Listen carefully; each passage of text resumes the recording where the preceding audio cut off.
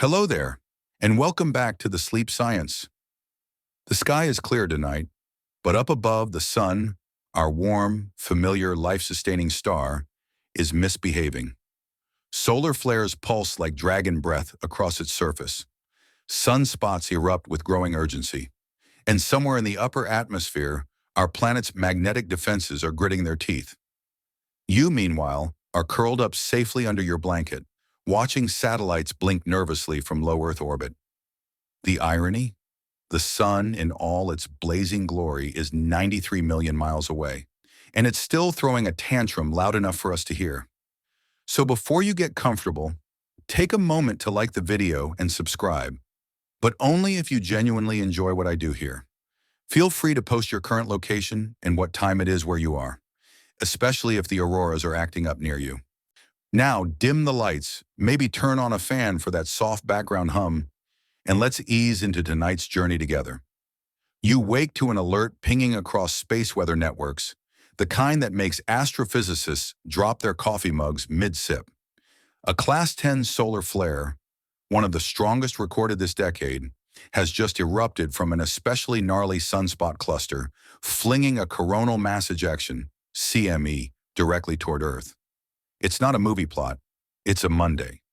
Flares like this aren't unprecedented, but the frequency of them lately is. This latest burst follows 3 M-class flares from the same region within the week.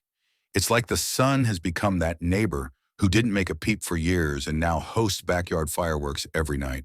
And unfortunately, we don't get to call the cops on a star. On this particular flare unleashes a cloud of charged particles traveling at nearly 1 million miles per hour. These solar tantrums, solar storms, rattle Earth's protective magnetic field and bathe the upper atmosphere in radiation. While you're probably tucked in reading this with a sleepy smile, GPS signals are distorting, some high-frequency radio transmissions go silent, and airline pilots are already planning new flight paths. Solar storms are rated much like spicy foods. B-class, barely a tickle. C-class, a polite cough. M-class, okay, that's spicy. And X-class, call the fire department. Today's blast? An X 2.8. Hot stuff. The kind that fries sensors and triggers automatic shutdowns on space probes that didn't sign up for this level of drama. But here's what's weird. This isn't supposed to be happening yet. We're currently in solar cycle 25, which began in late 2019.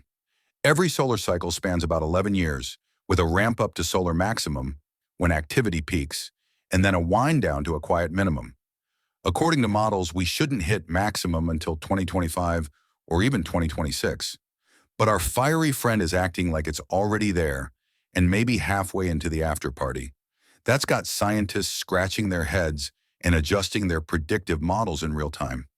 NASA, NOAA, and the ESA have all noted that the rate of solar flare activity is well ahead of schedule.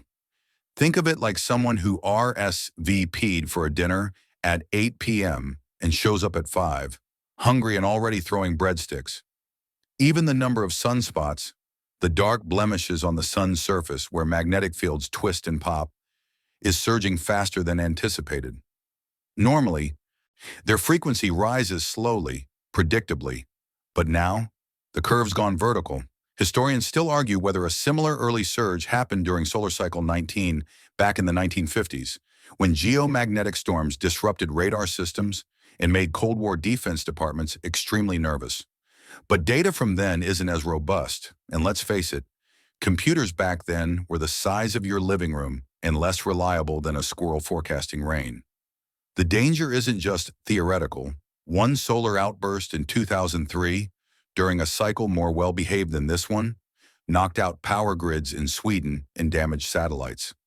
Imagine if that same storm hit now, when everything from your ATM withdrawal to your airplane's route depends on tech floating just outside Earth's atmosphere. And then there's you, watching all this from your safe, electrified cocoon, the glow of the screen on your face, the quiet hum of devices, all delicately synced to an invisible web of orbiting hardware. Most days, the sun just shines and warms your backyard, but sometimes it launches a billion-ton plasma balloon across space with the precision of a cosmic dart. And when it lands, let's just say even Google Maps needs a break to catch its breath. What really tickles the scientists' collective anxiety is the unpredictability. Despite massive advances in solar physics, satellites like SOHO, SDO, and Parker Solar Probe constantly feeding data, our ability to forecast solar storms is still shaky. One second, the solar disk looks calm. The next, bam, space spaghetti.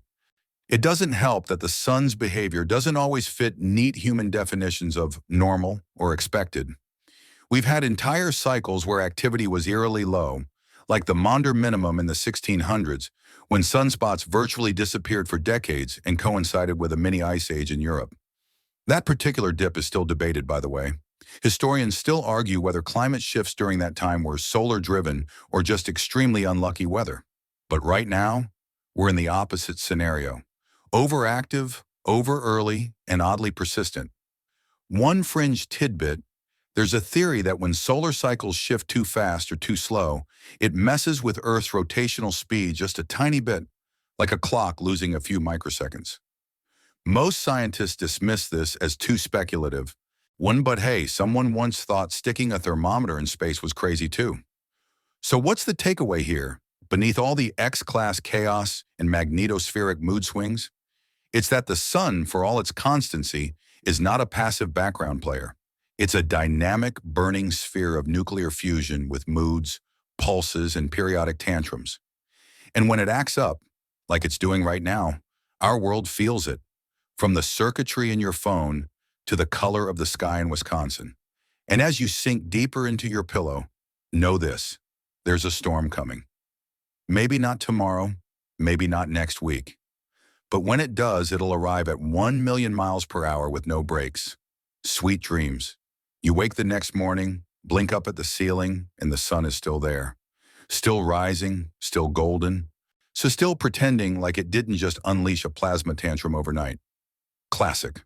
But while you were sleeping, the model's updated. Again.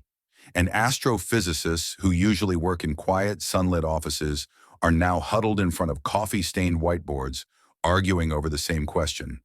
Why is solar cycle 25 acting so weird? Solar cycles aren't just for fun. They're real, measurable rhythms in the sun's activity, discovered back in the 19th century when German astronomer Samuel Heinrich Schwabe noticed a strange repeating pattern in sunspot numbers. Every 11 years or so, the sun's magnetic field flips. North becomes south, south becomes north, and activity ramps up to a dramatic peak before slowly calming down again. It's like the sun hits puberty every decade and needs to rewire its brain. And right now, the solar cycle 25 is acting like it's got a caffeine addiction and a calendar malfunction. Based on previous patterns, this cycle should still be in its mellow buildup phase. Instead, we're already seeing numbers, sunspots, flares, CMEs, that we shouldn't expect until solar maximum, which isn't due until mid to late 2025. It's like the sun's halfway through the race but already sprinting toward the finish line, hurling radiation confetti as it goes. Scientists originally expected this cycle to be modest. When cycle 25 was officially declared underway in December 2019, most models, conservative as ever, predicted a mild uptick in solar activity following the unusually quiet cycle 24. For reference, that previous cycle had the lowest number of sunspots in over a century. So naturally, everyone thought, well, Modi things are probably calming down. Plot twist, they weren't. By late 2022, sunspot counts were already exceeding predictions by 50%. By 2023, they were doubling. And now, the data is off the chart, literally in some cases. Solar physicists have started recalibrating their predictions mid-cycle, which is not exactly something they love doing. It's like rewriting your weather forecast after the storm already hits. Historians still argue whether such early peaking solar cycles happened before. We're talking pre-modern astronomy here. But the evidence is murky. Chinese astronomers in the Tang Dynasty reportedly documented unusual auroras and sunspots as early as the 8th century CE, sketching them with eerie accuracy in bamboo scrolls. But were those just outliers, or hints at cycles we never fully understood? Meanwhile, back in modern labs, our two major factors are under review. First, the strength and structure of the solar magnetic field. Each cycle begins when the sun's magnetic field weakens, collapses, and flips polarity. But the timeline isn't fixed. Sometimes the reversal happens faster, with more dramatic consequences. Right now, the sun's poles are reversing earlier than expected, and possibly more violently. Think of it like trying to calmly rearrange your living room furniture and accidentally knocking over a load-bearing wall. Second, the activity at the solar equator. Sunspots don't just appear randomly, they migrate from mid-latitudes toward the equator as the cycle progresses. The fact that we're already seeing complex sunspot groupings near the equator means the sun's internal magnetic conveyor belt might be spinning faster than anticipated. And nobody really knows why. Some scientists are even wondering if cycle 25 and 26 might be merging into one hyperactive megacycle. There's no consensus yet, but the conversation is happening, like a dinner party where someone gently suggests that your house might be on fire. Very chill. The weirdness doesn't stop there. Satellite observations have detected magnetic loops, those majestic arcs of plasma above active regions, reaching sizes rarely seen outside peak solar maximum. These loops are formed when twisted magnetic fields reconnect and snap, releasing huge amounts of energy.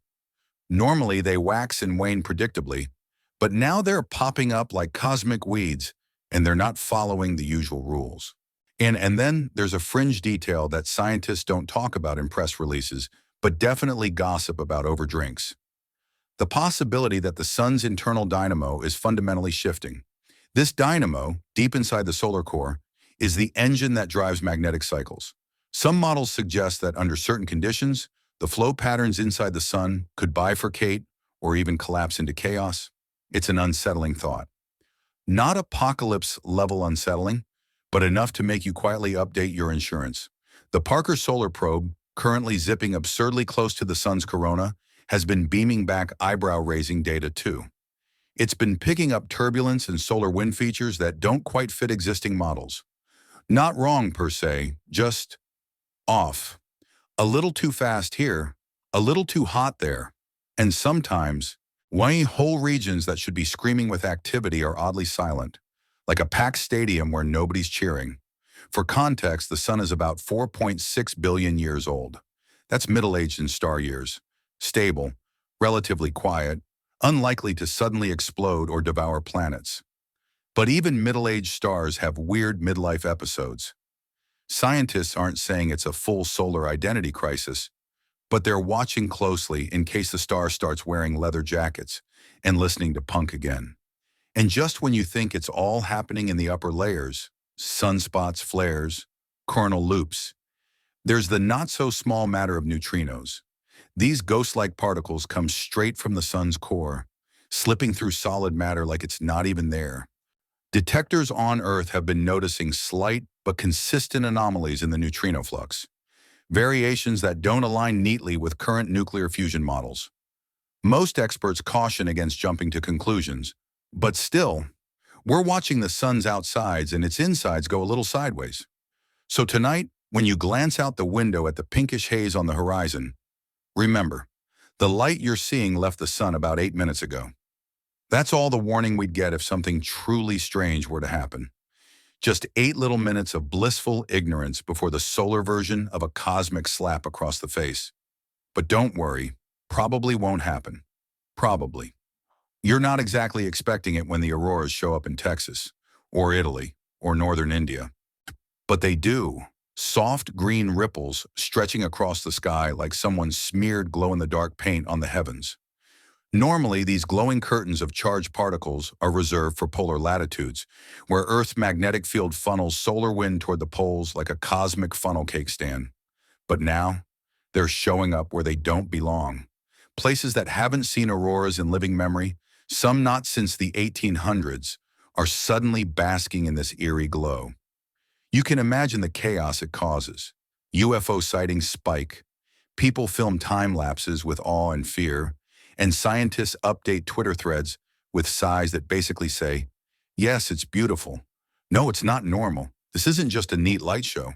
Light. And these rogue auroras are the fingerprints of solar storms punching through Earth's magnetic defenses harder and deeper than they usually do. When a strong coronal mass ejection slams into the planet, the result isn't just a few twinkling lights. It's a full-blown geomagnetic substorm, a term that sounds a bit like something cooked up by a sci-fi novelist and a meteorologist in a bar. And honestly, it's just as dramatic. During one recent solar storm, magnetic observatories around the globe recorded dramatic spikes. Fluctuations in Earth's magnetic field so intense, they temporarily disrupted compass readings by several degrees. Power grid operators in North America switched to standby mode, and airlines rerouted flights to avoid polar communication loss. All while you were lying on the grass and watching the sky shimmer like a seaweed salad in a rave club. Historians still argue whether the famous Great Aurora of 1770 was caused by a single solar blast or a sequence of repeated brutal CMEs. What's certain is that it lit up the skies from Japan to the Mediterranean for nearly 9 nights straight. Farmers in southern China wrote about midnight bright as morning. Monks thought it was Judgment Day. And here we are again, centuries later, blinking into the same glow. Let's talk about the science of it. When solar particles hit Earth's magnetosphere, especially during a CME, the charged particles spiral along magnetic field lines and slam into the atmosphere near the poles. There they collide with oxygen and nitrogen atoms, transferring energy and causing them to emit photons. The result? Green for oxygen, under red for higher altitude oxygen, and purples and blues from nitrogen. It's space chemistry's version of mood lighting. Normally, this happens above Canada, Alaska, Scandinavia, those classic aurora hangouts. But a particularly strong geomagnetic storm can shove those interaction zones farther down the globe. The KP index, which measures geomagnetic disturbance on a scale from 0 to 9, only hits the 8s and 9s a few times per solar cycle. Lately, we've already hit 9 twice, and we're not even at solar maximum yet. That's why folks in Kansas are stepping outside and whispering, "Is the sky broken?" No, friend. The sun is just in a spicy mood, and Earth is taking the full brunt of its hot plasma sass. There's another layer to this. Rogue auroras aren't just pretty, they mess with stuff. The same energetic particles that create that celestial light show can fry unshielded electronics, disrupt shortwave radio signals, and confuse animals that rely on magnetic navigation. Birds migrating under a geomagnetic storm? Lost. Whales with magnetosensitive brain tissue? Distracted. Even humans sometimes feel off during solar storms. More on that in a later section. Here's a quirky tidbit for you. During strong solar storms in the 20th century, telephone lines sometimes picked up strange buzzing or even ghostly voices as geomagnetic interference danced along the copper lines. In 1921, a particularly strong storm melted telegraph switchboards. Imagine that. You're just trying to send a telegram, and suddenly sparks fly out of your wall like you summoned Zeus himself. Modern infrastructure isn't immune. Submarine cables, undersea internet connections, and pipeline corrosion systems all depend on Earth's stable magnetic field. During geomagnetic storms, voltage can build up across long conductors, leading to false readings, overheating, or outright shutdowns. All because the sun decided it was feeling expressive this week. But it's not just technology. Humans, being dramatic mammals, can't help but mythologize auroras. Indigenous groups across the Arctic believed the lights were spirits dancing, or messages from ancestors. Norse myths imagined the Bifrost Bridge connecting Midgard to Asgard, literally a cosmic highway. And honestly, standing beneath those glowing waves, it's hard not to believe something divine is humming through the sky. Still, scientists can't afford to be poetic for long. This weird pattern of mid-latitude auroras is a red flag that Earth's magnetic field is being stressed beyond its comfort zone. Think of it like a tent in a windstorm. A little flapping is fine, but once the poles start bending, you should probably secure your marshmallows. And it's not a one-time thing. In the last 18 months, we've seen repeated episodes of low-latitude auroras, many following rapid-fire CMEs, or back-to-back flares. Some events even created auroras with unusual colors or structures, including spirals and horizontal bands. A few observers in New Zealand reported auroras that didn't match any known magnetic mapping. Either they were misidentified airglow, or were looking at a new form of space weather graffiti, which brings us to the most troubling part: forecasting. Scientists still struggle to predict when a CME will hit Earth and how severe it will be. We can see the flares on the sun, we can track the solar wind, but the precise orientation of the magnetic field in a CME, known as the BZ component, is what determines whether it slides past Earth or slams into it head-on like a wrecking ball. And we usually don't know that until the storm's practically knocking on the door. So the next time you see someone post aurora photos from Tennessee or Portugal or freaking Nepal, don't just gasp at the beauty. Understand what it means.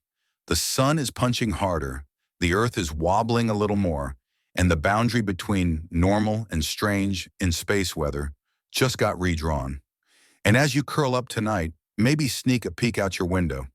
If the sky is shimmering green and violet, if your phone GPS is a little sluggish, or if your cat stares up like it sees something you don't, well, now you know.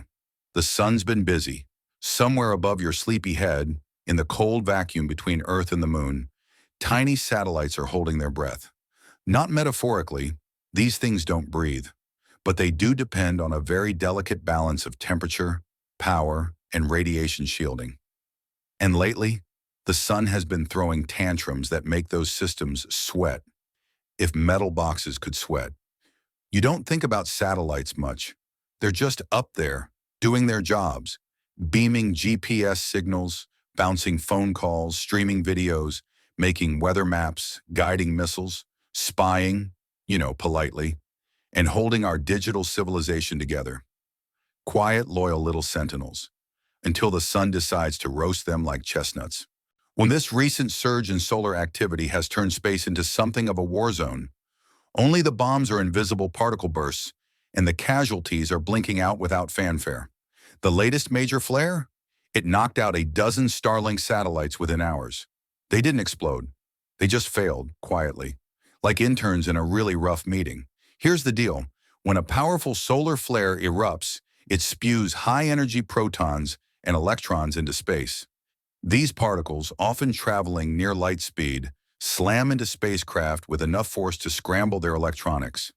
Think of it like letting a toddler loose with a permanent marker in a room full of exposed circuit boards. Even low-level radiation can flip bits in a satellite's memory, a phenomenon charmingly called a single-event upset. Sometimes it just causes a glitch. Other times the satellite gets confused and shuts down entirely. And sometimes you lose it. Forever. NASA and private companies now operate with growing paranoia, issuing daily solar weather forecasts like meteorologists on edge. A strong enough solar storm can force satellites to power down non-critical systems and ride out the barrage.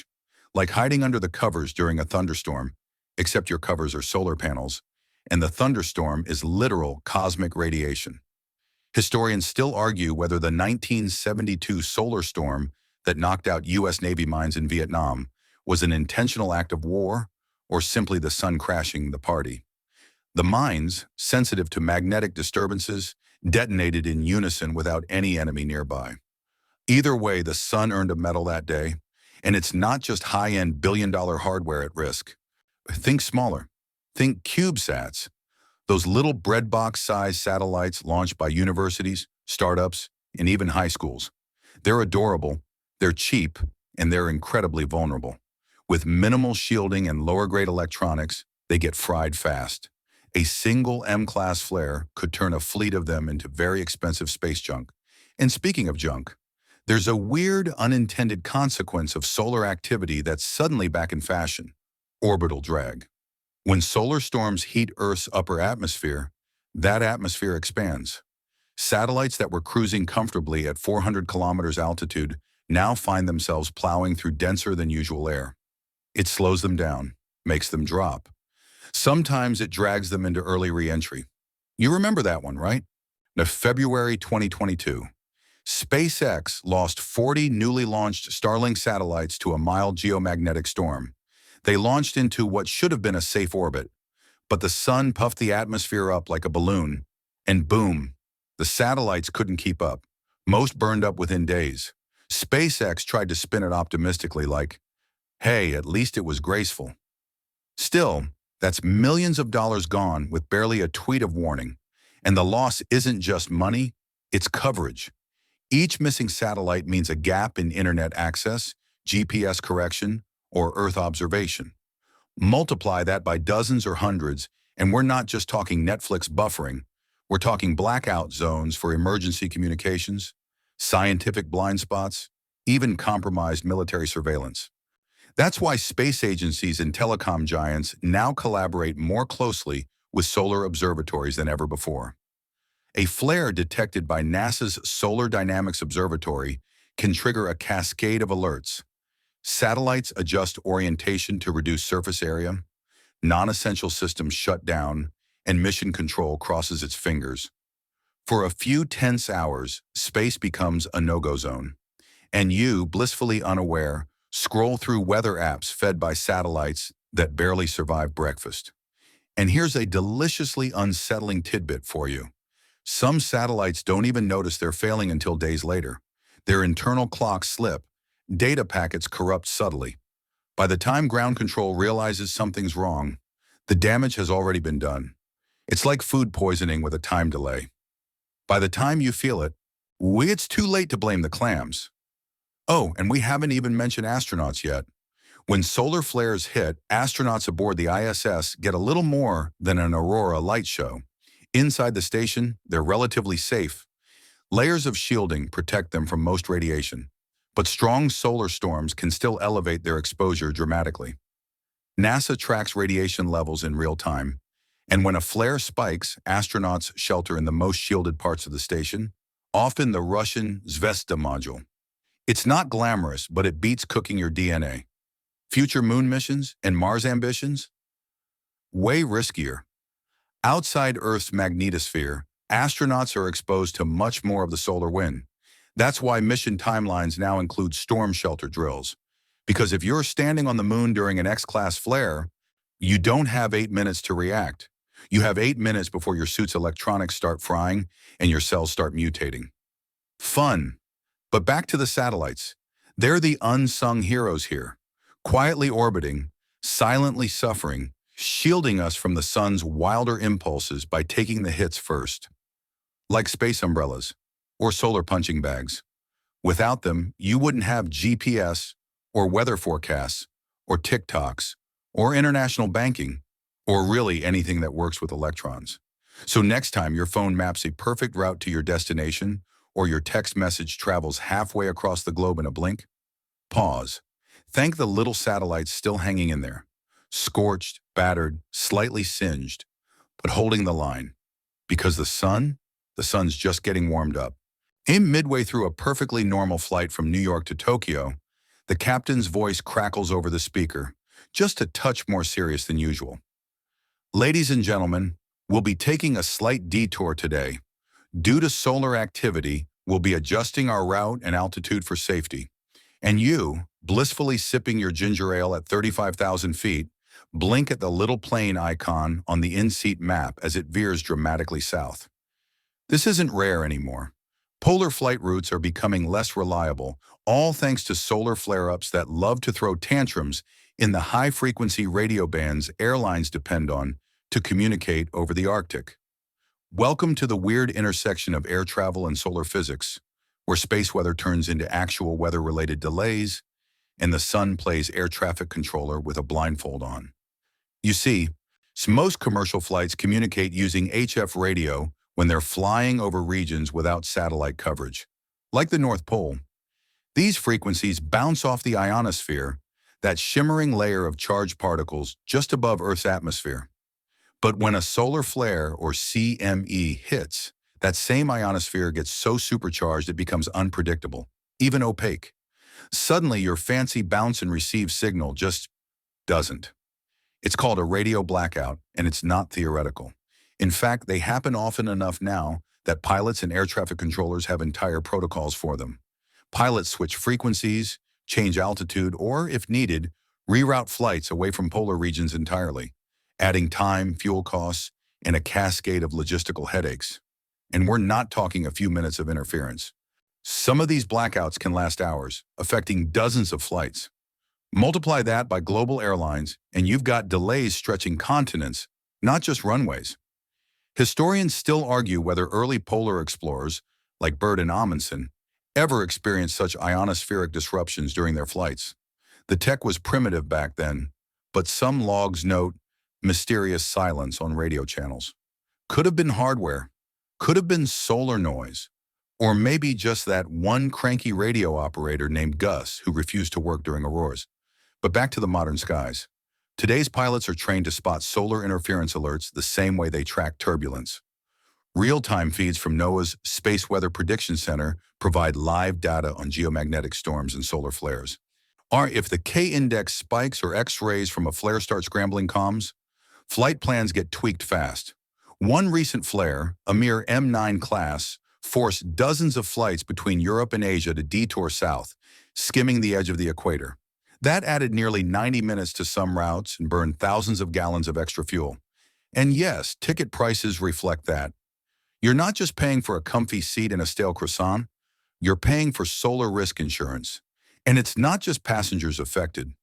Military flights, especially reconnaissance and long-range surveillance missions, rely heavily on high-frequency communications. A solar blackout can compromise operations or even force aborts. That's a diplomatic disaster waiting to happen. Imagine trying to explain to your defense chief that the spy plane had to turn around because the sun sneezed. But here's where things get weirder. It's not just the comms. Radiation exposure for passengers and crew spikes during solar storms, especially on high-altitude polar flights. While the doses are still relatively low, comparable to a chest X-ray, they're higher than usual, and frequent flyers, especially pilots and attendants, accumulate more than average.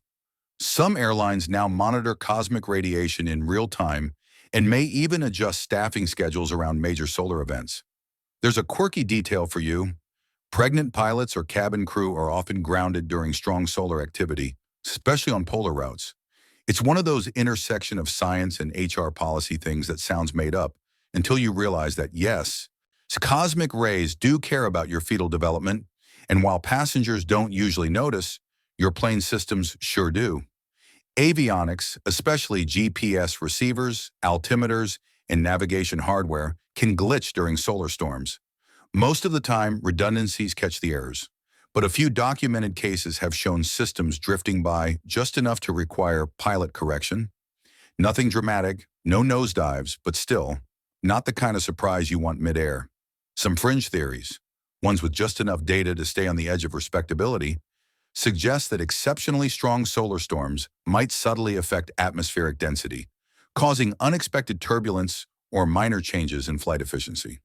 It's not proven, and airline execs don't love talking about it, but a few seasoned pilots have noted that the air feels weird during heavy auroral nights.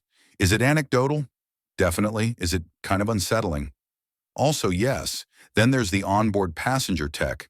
During one recent storm, multiple passengers on a polar flight reported their smartwatches losing GPS sync at the same time. Wi-Fi faltered, streaming died. Q chaos in row 27D. Again, low stakes in the grand scheme, but another ripple effect of our sun's current mood. One especially poetic side effect of all this. Passengers on polar flights now sometimes witness auroras from above. Imagine gazing out your oval window and seeing ribbons of green and red dancing just below the wingtip. It's one of the only places on Earth, well, technically above Earth, where you can look down on an aurora. Beautiful, disorienting, are terrifying if you don't know what it is. A woman on a flight from Helsinki to Vancouver once described seeing a green ghost flickering through the window and spent the rest of the trip convinced the plane was flying through a ghost storm. She wasn't wrong, just a little off on the details. As solar activity increases, and all signs suggest it will, these reroutes, communication delays, and radiation blips will become more common. Airlines are adapting, but slowly. Most don't publicly advertise their space weather contingency plans. Not great for ticket sales. But behind the scenes, space weather is now a line item in operational risk. So the next time your flight is mysteriously delayed, or the captain mutters something vague about technical adjustments, it might not be weather or crew schedules or mechanical checks. It might just be the sun again, Up there, watching, throwing shade and plasma. It starts subtly. A murmuration of starlings veers off course. A school of salmon stalls in open water, swirling in confused spirals. A dairy cow in Finland refuses to walk into its usual sunlit pasture, gazing skyward with what might be suspicion? You wouldn't immediately connect these little animal quirks to a solar flare, but lately researchers are doing exactly that. Because when solar storms spike and Earth's upper atmosphere crackles with fresh particles, animals start acting weird. It makes sense when you think about it. Birds, whales, sea turtles, even honeybees, they all rely on some kind of internal compass to navigate. It's called magnetoreception. And while scientists are still piecing together the exact biology, we know it exists. Or certain species can literally sense Earth's magnetic field. Some via magnetite crystals in their beaks or brains, others through light-sensitive proteins called cryptochromes in their eyes. And when the magnetic field gets scrambled, so do they. During the last few solar storms, researchers logged erratic migration patterns across species. Birds flew in circles or landed miles off course. Reindeer herds paused mid-march. Loggerhead turtles, normally oceanic homing champions, washed up in the wrong hemisphere. One group of homing pigeons in the UK simply disappeared during a moderate geomagnetic storm. Hundreds never returned. Historians still argue whether similar disruptions occurred during the massive 1859 Carrington event. Victorian naturalists recorded mass disorientation among migratory birds that fall. But it's hard to separate solar effects from plain old 19th century guesswork. After all, the geese flew strangely isn't a scientific unit, but modern data shows it clearly. When the sun misbehaves, migratory maps go haywire, and it doesn't stop at birds. Whales are another story. Cetaceans rely on both acoustic navigation and, scientists suspect, a form of magnetic mapping. Some of the world's worst mass strandings of whales and dolphins have coincided suspiciously with solar events. One flare in 2017 was followed by a tragic beaching of 400 pilot whales in New Zealand. Correlation? Maybe, but it's not an isolated case. Researchers now monitor solar activity as part of marine mammal conservation. When a storm flares inbound, some organizations increase coastal patrols, just in case. And then there's the bees. Sweet, bumbling, not hyper-intelligent bees. It turns out bees are remarkably sensitive to magnetic shifts. In lab settings, exposure to fluctuating magnetic fields causes hive disorientation and reduced foraging efficiency. During real-world solar storms, beekeepers have noticed decreased activity and weird swarming behaviors, as if the insects are trying to debug their internal GPS. Which raises an awkward point. If bees, whales, and pigeons can sense space weather, and we can't, are we just the oblivious species crashing the party? Actually, maybe not. Some fringe studies suggest humans might have a dormant magnetic sense, some kind of geomagnetic sensitivity we lost somewhere on the evolutionary trail. A 2019 study recorded measurable brainwave shifts in test subjects exposed to rotating magnetic fields. Nothing dramatic, no new superpowers, just quiet, subconscious awareness, like a ghost sense. It's not accepted science yet, but it does open the door to a fascinating possibility that your body might notice solar storms even if your mind doesn't. Ever felt vaguely irritable, foggy, or unusually exhausted during a geomagnetic storm? You're not alone. Some studies show small correlations between high solar activity and increased reports of headaches, anxiety, even cardiac events. Hospitals in Scandinavia have quietly tracked emergency visits during solar events for decades. No one's panicking, but they are curious. And for people with implanted devices, like pacemakers or neural stimulators, solar radiation spikes can introduce signal noise or even minor disruptions. It's rare but real. The sun may not be trying to ruin your MRI, but it's definitely not helping. Still, in the animals are where this gets spooky. One especially odd case happened recently in Canada, where a family's outdoor trail camera recorded a pack of wolves halting mid-hunt. Noses lifted, staring at the night sky for several silent minutes. No obvious cause, no noise, just a stillness. then a slow, confused retreat. Later that same night, a geomagnetic storm peaked at KP 7.5. Coincidence? Maybe. But a lot of these stories are piling up. And it's not just magnetism. Some animals may be sensitive to infrared and ultraviolet fluctuations caused by solar storms. During one flare, coral reefs in shallow waters began a stress bleaching response despite no rise in water temperature. It was traced to a sudden UV spike, more than double the usual exposure levels for that time of year. For coral, that's like getting a sunburn overnight. Cows. Sheep and horses have also displayed sudden agitation or lethargy during solar flares. Farmers often chalk it up to weather, but when the skies are clear and the cows are still acting haunted, well, maybe the sky itself is the problem. And remember those auroras showing up in strange places? Animals notice.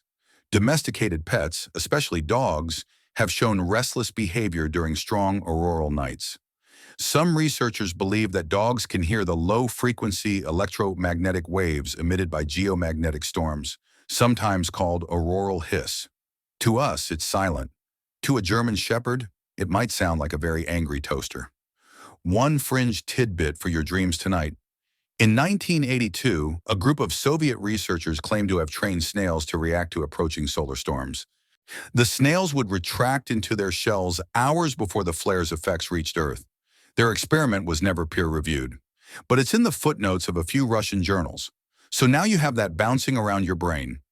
Of course, scientists don't fully agree on the scale of all this.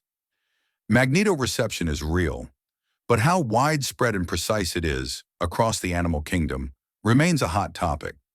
Historians of biology debate whether pre-industrial societies, with closer ties to the natural world, recognized solar weather through their livestock and harvests. Maybe the sun was whispering back then too. So as you settle under your blankets, think about this. The next time you see a murmuration twist awkwardly, or your dog won't stop barking at the empty sky, or a sudden stillness falls over the forest around you, maybe it's not ghosts, maybe it's not climate, maybe the sun is just humming a little louder, and everything else is listening. You roll out of bed, shuffle toward the window, squint into the morning haze, and the sun looks weird.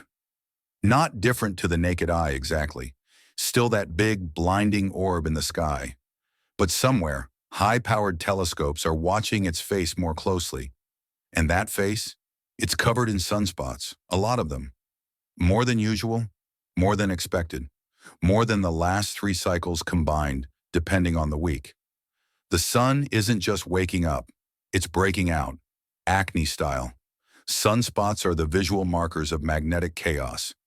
They form where magnetic field lines twist and tangle so intensely that the surface cools slightly, just enough to look darker than the surrounding plasma.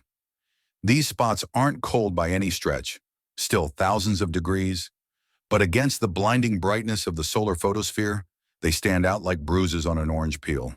And right now, the sun is covered in them. Some are small, like freckles. Others are behemoths, dark cores surrounded by swirling halos of magnetic spaghetti. The biggest of these sunspots are hundreds of times wider than Earth. You could stack half the solar system inside one and still have room for Saturn's ego. Solar observatories worldwide are logging daily counts that boggle the models. At this stage in solar cycle 25, we're supposed to see a gradual incline in sunspot numbers. Instead, the count has exploded, jumping ahead by months, maybe years. One recent cluster was so massive it was visible without a telescope.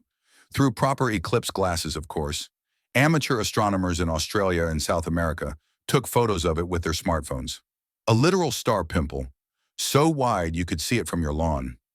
Historians still argue whether a similar sunspot frenzy occurred before the Carrington event of 1859. British astronomer Richard Carrington himself spotted a massive cluster the morning of that infamous flare. But the quality of documentation back then leaves room for debate. What's agreed upon is this. Lots of sunspots tend to mean lots of trouble. Why? Because sunspots are flare factories. The same magnetic knots that form sunspots can suddenly snap and reconnect in a process called magnetic reconnection. That snap releases a burst of energy so intense it becomes a solar flare. A flash of light, radiation, and particles that barrels through space at nearly the speed of light. If that tangle also sends plasma shooting into space, that's your coronal mass ejection, or CME. So more sunspots mean more knots. More knots mean more chances for something to go bang. But it's not just the number of sunspots that's freaking everyone out. It's how complex they are. Solar physicists use a classification system for sunspot magnetic structure that ranges from simple, alpha, to O, delta. Lately, we've been seeing delta-class spots appearing back-to-back. That's like a weather forecast that skips cloudy and jumps straight to hurricane made of plasma. And here's a fun fringe fact. Sunspots actually rotate across the solar disk, dragged along by the sun's own differential rotation. The equator spins faster than the poles, twisting and stretching magnetic fields like silly string. This can make sunspots interact, merge, or even collide. One recent event involved two separate sunspot groups twisting together over a matter of days, an interaction that culminated in a pair of X-class flares just 12 hours apart. Imagine a cosmic dance battle where the contestants are made of magnetism and molten gas. Now, there's a dark historical footnote here. During the so-called Maunder Minimum, a period between 1645 and 1715, sunspots nearly vanished. The sun's surface went eerily blank. And during that same period, Earth experienced a dramatic climate dip. Colder winters, failed harvests, frozen rivers across Europe. Historians and solar physicists still argue whether the two events are causally linked or just unfortunate timing. But now we're seeing the opposite. The sunspot activity is ramping way up, not down, and the implications are equally murky. Could a hyperactive sun influence Earth's climate in a different direction? Raise upper atmosphere temperatures? Trigger increased lightning storms, or even slight pressure system changes? Maybe. The science isn't settled, but the questions are definitely being asked. Meanwhile, back on Earth, space agencies and power grid operators are obsessing over these spots. Every morning, updated sunspot maps get published like weather charts. The heliophysics community scans for active regions, numbered and color-coded like brewing hurricanes. One particularly notorious region, AR 3500, has flared 5 times in 3 days and is now rotating back into view after a brief hide behind the limb of the sun. It's like a solar villain returning for Act 2. And with modern imaging, we're seeing sunspot behavior in unprecedented detail. Instruments aboard the Solar Dynamics Observatory capture ultraviolet time-lapse videos of spots bubbling, twisting, and occasionally spitting fire. These loops are mesmerizing and mildly terrifying. Watching plasma arc 100,000 kilometers into space, then rain back down into a boiling crater of magnetism, makes you grateful for ozone, but also a little nervous. Because again, sunspots are warning signs, not guaranteed disasters, but probabilistic threats. The more of them we see, the greater the odds that one of them decides to go full tantrum and send something our way. And here's the really freaky part. Despite all our tech, we can't predict exactly when a sunspot will flare. We can measure its structure, monitor its evolution, even estimate its likelihood of eruption. But that final snap, that moment of release, it's still a cosmic coin toss. We don't know if a flare will come in hours or never. So when a particularly large and unstable sunspot cluster appears, we all kind of hold our breath. Satellites adjust posture. Astronauts get radiation briefings. Grid operators cross their fingers. And somewhere, a pigeon flutters off course for no obvious reason. As you drift off tonight, picture the sun. Not as a steady sphere of light, but as a living, pulsing, pockmarked star. Its surface boiling with energy, its magnetic field snarled like headphone wires, and its face speckled with dark bruises of raw potential. And know that someone, somewhere, is watching those spots with furrowed brows and a hand hovering over the alert system. Because that innocent little shadow on the sun might be tomorrow's headline. You step outside just before dusk, hoping to catch a glimpse of the setting sun. Golden, round, familiar. But something's different. You can't see it with the naked eye, of course, but if you had the right kind of telescope or access to the right data feed, you'd notice something eerily off about the sun's corona. That glowing halo of plasma that usually crowns our star during an eclipse. Except it's not glowing the way it should. It's pulsing, maybe even thinning, and some days it seems to vanish altogether in certain wavelengths. Our scientists are watching this strange corona behavior with a mixture of awe, confusion, and a little bit of panic coffee. The corona is the sun's outer atmosphere, extending millions of kilometers into space. It's hotter than the surface, much hotter, like a few million degrees hotter, which is one of the most baffling facts in solar physics. The surface of the sun, the photosphere, is around 5,500 degrees Celsius, but the corona can reach over 1 million degrees Celsius. That's like stepping away from a bonfire and somehow getting hotter. Historians still argue whether ancient Chinese eclipse records hint at corona sightings long before the word even existed.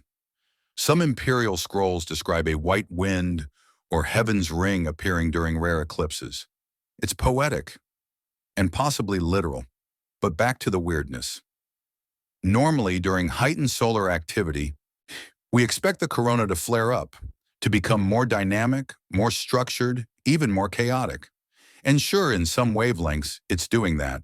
But in others, recent satellite imagery is showing patches of inexplicable dimming, regions where the coronal plasma seems to disappear or drop dramatically in temperature. It's as if the sun is forgetting to finish coloring in its own edges. One theory? Coronal holes, large dark regions where the magnetic field opens out into space instead of looping back to the sun. These holes let solar wind stream out faster, and they're not new. We've seen them before, often near the poles, but now they're cropping up closer to the equator, and they're bigger than expected. Some of them span more than a quarter of the solar disk. When these coronal holes face Earth, the result is a blast of high-speed solar wind, like being suddenly pelted with sand while sunbathing. Satellites feel it. Earth's magnetic field shudders. And here on the surface, maybe your compass gets a little woozy. Maybe you get that familiar aurora where it shouldn't be scenario again. But these holes don't fully explain the corona's disappearing act. In 2024, the Solar Orbiter mission caught something truly bizarre. A coronal stream that simply fizzled mid-flight. No ejection. No visible magnetic snap. Just a slow fade, like a faucet turning off in space. That's not how plasma usually behaves. It doesn't just stop unless something disrupts the magnetic flow underneath. Scientists called it anomalous attenuation. Translation, they have no idea what just happened. Fringe theorists jumped in immediately, some claiming dark matter interference, others blaming undiscovered solar cycles or even alien engineering. Because, of course, but more grounded scientists are puzzled for another reason. The corona is where we expect to see solar activity amplified during maximum, not silenced. The Parker Solar Probe has also been recording strange oscillations in the outer corona. These aren't your average plasma waves. They're structured, rhythmic, and seem to shift frequency during flare events in nearby sunspot regions. It's like the corona has developed a heartbeat, and that heartbeat is irregular. Now, to be clear, the corona still exists. It's still hot. It's still launching flares and shooting out CMEs like cosmic cannonballs. But its texture, its brightness, and its behavior are all off script. Solar physicists are starting to revise long-standing models of how magnetic energy gets transferred and dissipated in the upper atmosphere of the sun. Here's where things get even more awkward. During eclipses in the past year, ground-based and balloon-borne instruments recorded corona shapes that didn't match projections. Typically, the shape of the corona during an eclipse is a reliable indicator of solar magnetic field structure. But recently, the corona's geometry has looked messy, asymmetrical, lopsided. One side will flare outward in neat streamers, while the other collapses inward like a deflated beach ball. Solar models didn't predict that, and that, more than anything, is what's freaking people out. You see, the sun is supposed to be predictable, not tame, mind you, but consistent. Patterns repeat, cycles progress. The corona follows magnetic law like any good plasma soup. So when that outer halo of high-energy gas starts glitching, it suggests that something deeper inside the sun may be changing. Some researchers are toying with the idea that the magnetic scaffolding of the sun, the massive, underlying magnetic loops and sheets that stretch from pole to pole, is being disrupted in new ways, possibly by internal changes we don't yet understand. That could explain the lopsided corona, the sudden dimmings, and the confusing flare behavior. And remember, this is the outermost layer, the final, shimmering veil before solar wind takes over. If the corona's acting up, it could be a signal that the engine underneath, the solar dynamo, is revving differently. A quirky historical note.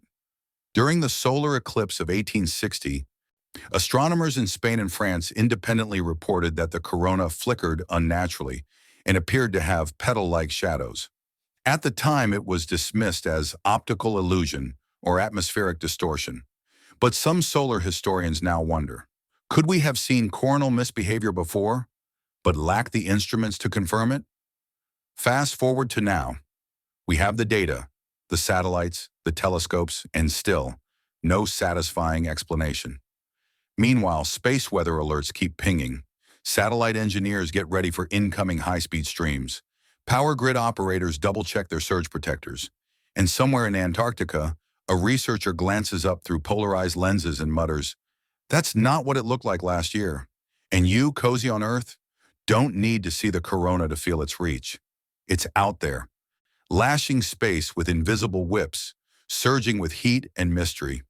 Sometimes it glows like an angel's crown. Sometimes it fades like breath on glass. But whatever it's doing right now, it's not normal. The air feels calm, still, maybe a little crisp, the kind of morning where you forget sunscreen and blame the breeze for your slow sunburn. But up in orbit, Earth's magnetic field is getting pelted, again, by something much rowdier than lighter heat. This isn't your average solar breeze. It's the solar wind gone feral. Normally, solar wind is a gentle, steady stream of charged particles, mostly electrons and protons, that the sun breathes out in all directions, like a lazy exhale from the surface of a nuclear dragon.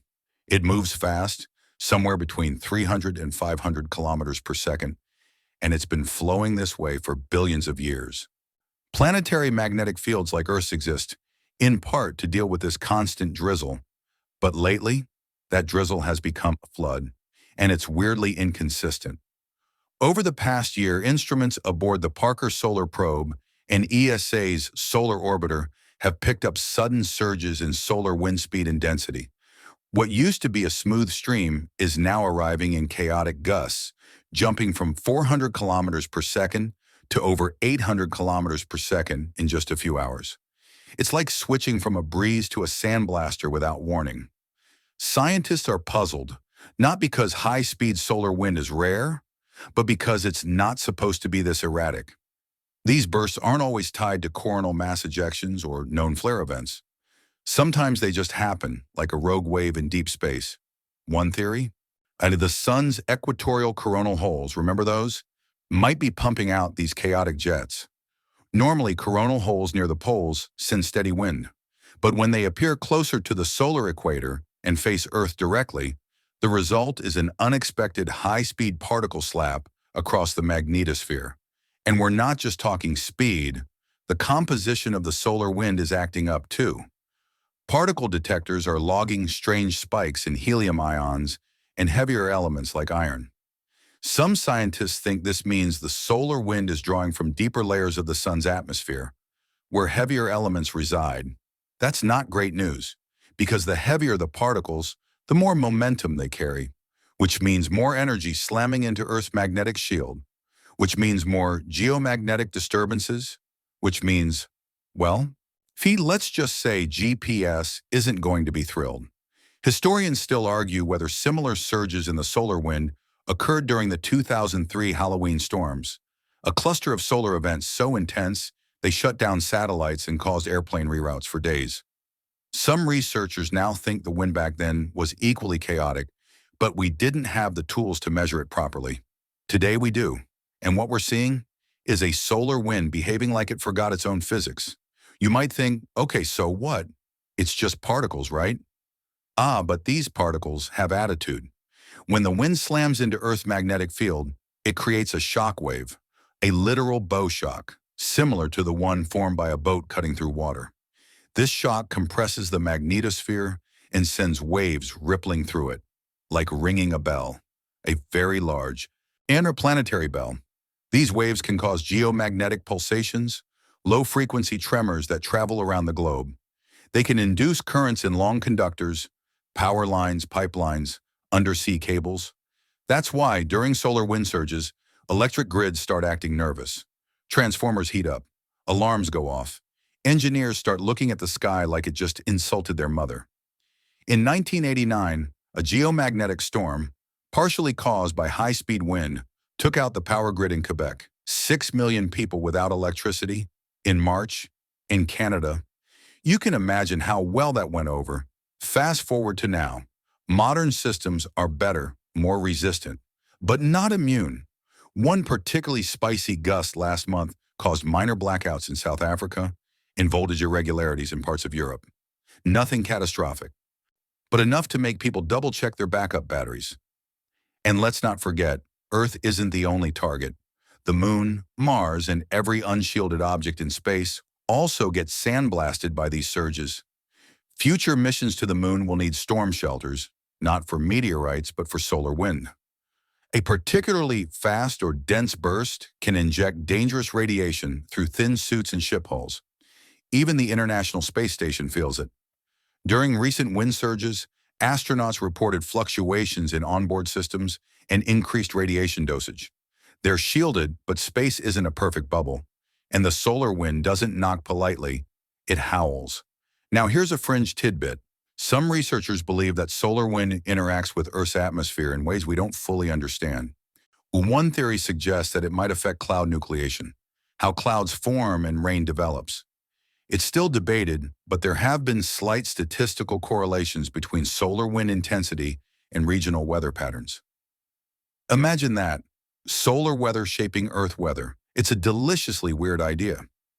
No one's saying the sun causes rain in Paris, but maybe, just maybe, it gives the clouds a little extra push. The timing of these wind surges is also getting suspicious. Some are arriving at a phase with known flare events, showing up hours or even a full day later than models predict. This has forced a quiet reassessment of space weather forecasting. Algorithms are being rewritten. Predictive software is sweating in real time, which brings us to this lovely fact. Solar wind never stops. Even when the sun is calm, the wind continues, and it's the sun's breath. But right now, it's like that breath is laced with pepper spray and unexpected gusts of glittery rage. So what do? We adapt. Satellites adjust orientation to minimize drag. Power grids preload batteries. Even migratory animals, as we've seen, may change course. The Earth's magnetic field does its best to take the hits, but it's taking more of them, more often and harder. And you live in a bubble of air and magnetism that's doing a spectacular job keeping the solar wind at bay. It bends, it flexes, it roars silently in the upper atmosphere like a force field out of a sci-fi movie. But just know, while you sleep, while you work, while you scroll, there's a cosmic windstorm raging outside your invisible shield. And lately, it's picking up speed. If you had a compass right now, like a real one, not the app, and you took it somewhere quiet, far from Wi-Fi and city buzz, you might notice something odd. A little twitch, a slow drift, a magnetic wobble that doesn't quite line up with true north. Congratulations. You've just felt Earth's magnetic field trembling. While the sun rages above, our planet's invisible shield, its magnetosphere, is feeling every hit. It's flexing, shifting, and sometimes spasming under the pressure of solar storms, like a drum skin beaten out of rhythm by an overeager percussionist. These geomagnetic disturbances aren't just abstract, they move stuff. Geomagnetic storms occur when high-energy solar wind, or a coronal mass ejection, smacks into Earth's magnetic field.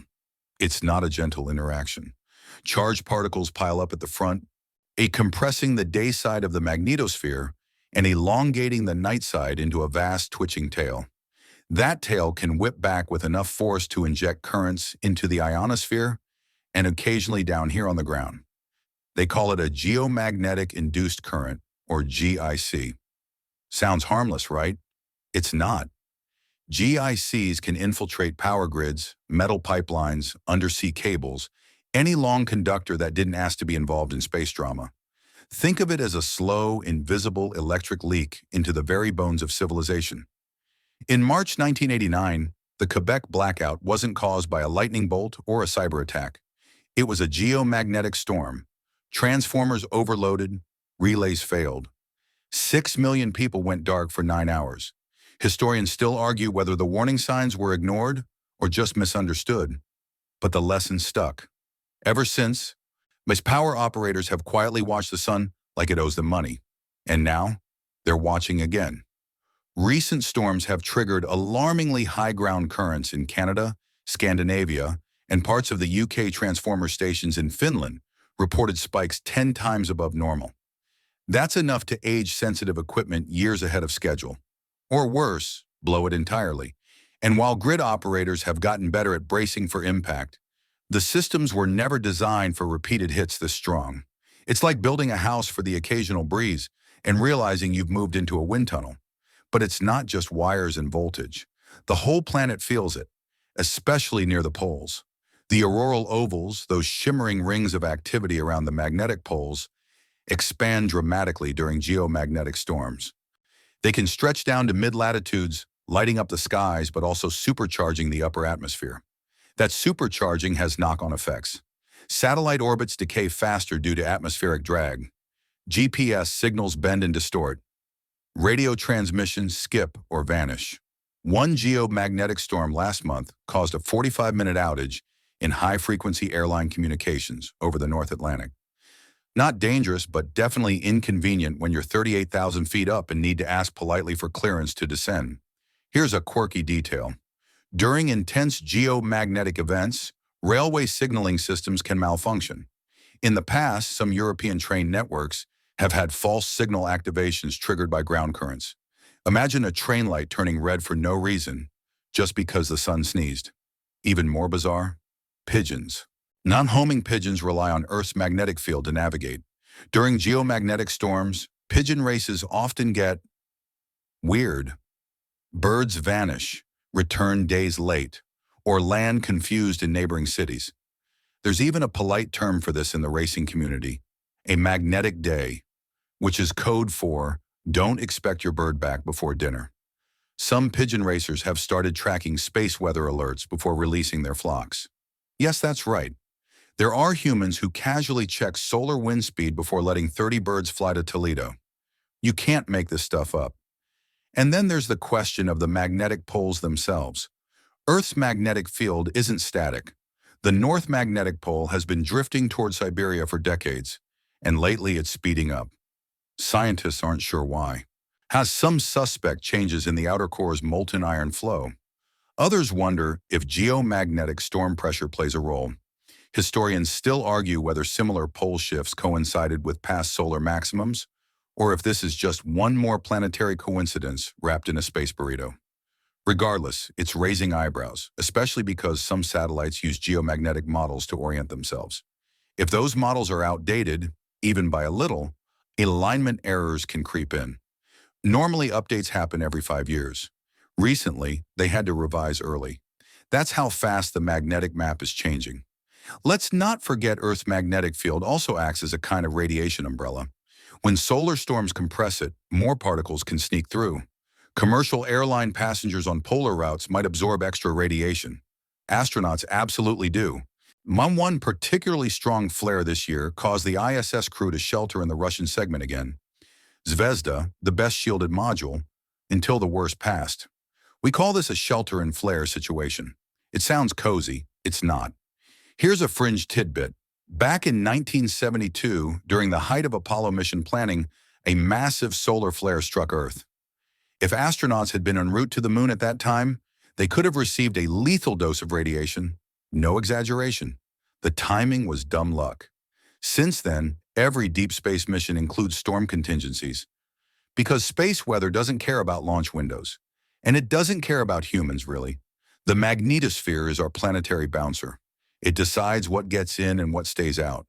But when the bouncer's distracted, everything from cosmic rays to rogue particles can sneak through the door.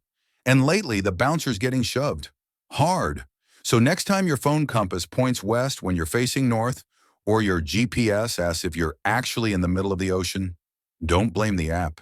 Blame the giant nuclear star hurling plasma at us from 93 million miles away. And give your poor magnetosphere a round of applause. It's holding the line. But it's not exactly calm under pressure. It's easy to think of solar chaos as a modern headache, something we only started worrying about when we filled the sky with satellites and built societies that depend on uninterrupted electricity. But if you take a long step back, thousands of years back, you'll find that something strange has always been happening with the sun, and humans have always noticed. That we just didn't always understand it. From ancient Babylon to medieval Iceland, people have recorded oddities in the sky: strange lights, sudden darkenings, glowing arches at night, sunrises that came too early, or sunsets that refused to happen. Many of those strange entries? Likely solar events, either auroras, solar flares, or the eerie atmospheric effects caused by geomagnetic storms, and historians are finally connecting the dots. Let's start in Babylonia, around 567 BCE. On a clay tablet now housed in the British Museum, there's a cuneiform record of an unusual red glow in the sky, lasting for hours, seen in the direction of the rising sun. For centuries, scholars thought it described a comet or some fire ritual gone wild. But modern astrophysicists now suspect it may have been a low-latitude aurora, brought on by a solar storm strong enough to bend Earth's magnetic field almost to the equator. That's not normal. Fast forward to the Vikings around the 9th and 10th centuries. Norse sagas speak of sky serpents and heaven's fire, especially during winter raids. These weren't metaphors.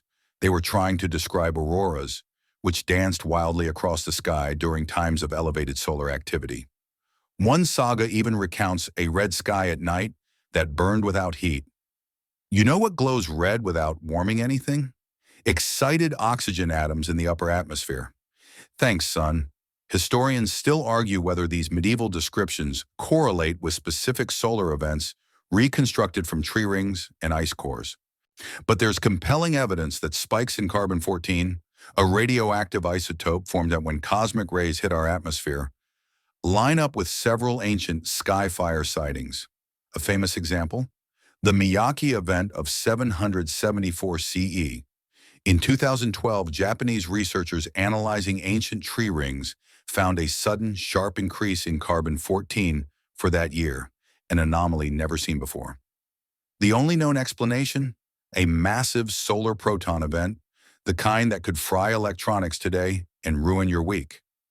But back then, the only record of it might be a scribbled note from a monk in Europe or a Chinese court astronomer complaining about the stars being restless. Speaking of China, their astronomical records are some of the most meticulous in human history. As early as 200 BCE, imperial astronomers documented red vapors and dancing celestial bands. They even had specific brushstroke illustrations that eerily resemble auroral curtains.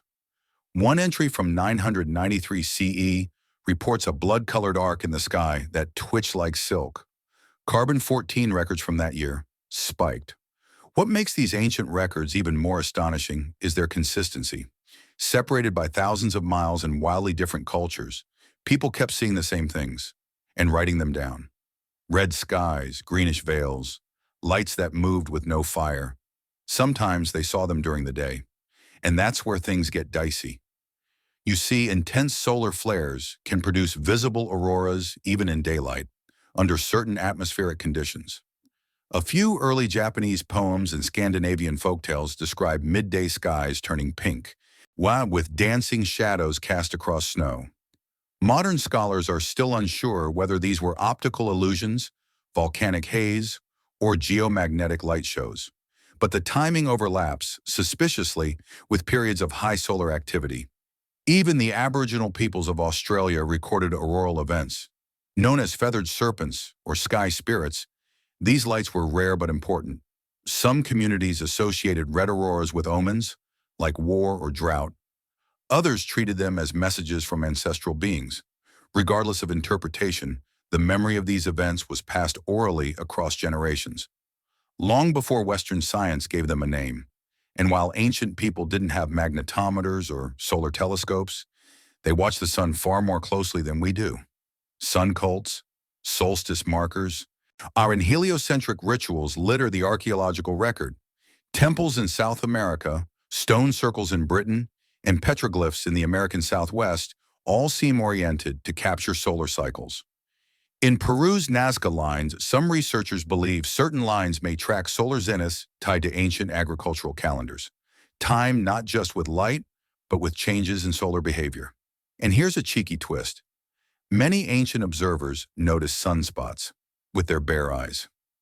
Under the right conditions, during heavy haze or volcanic ash, large sunspots can be visible without modern optics. In 364 BCE, Chinese astronomers recorded a black spot crossing the face of the sun. In 1129 CE, a similar entry described a fly speck visible for 3 days. These observations, though rare, line up surprisingly well with known solar cycles reconstructed from ice core and tree ring data. Fringe tidbit time. Some ancient Islamic astronomers described a darkening of the sun's face in 1611 CE, just before the Maunder minimum, when sunspots nearly vanished for 70 years and Earth entered a mini ice age. Was it just coincidence? A dust storm? Or the last spot before a long solar nap? Today we mine these old texts for clues.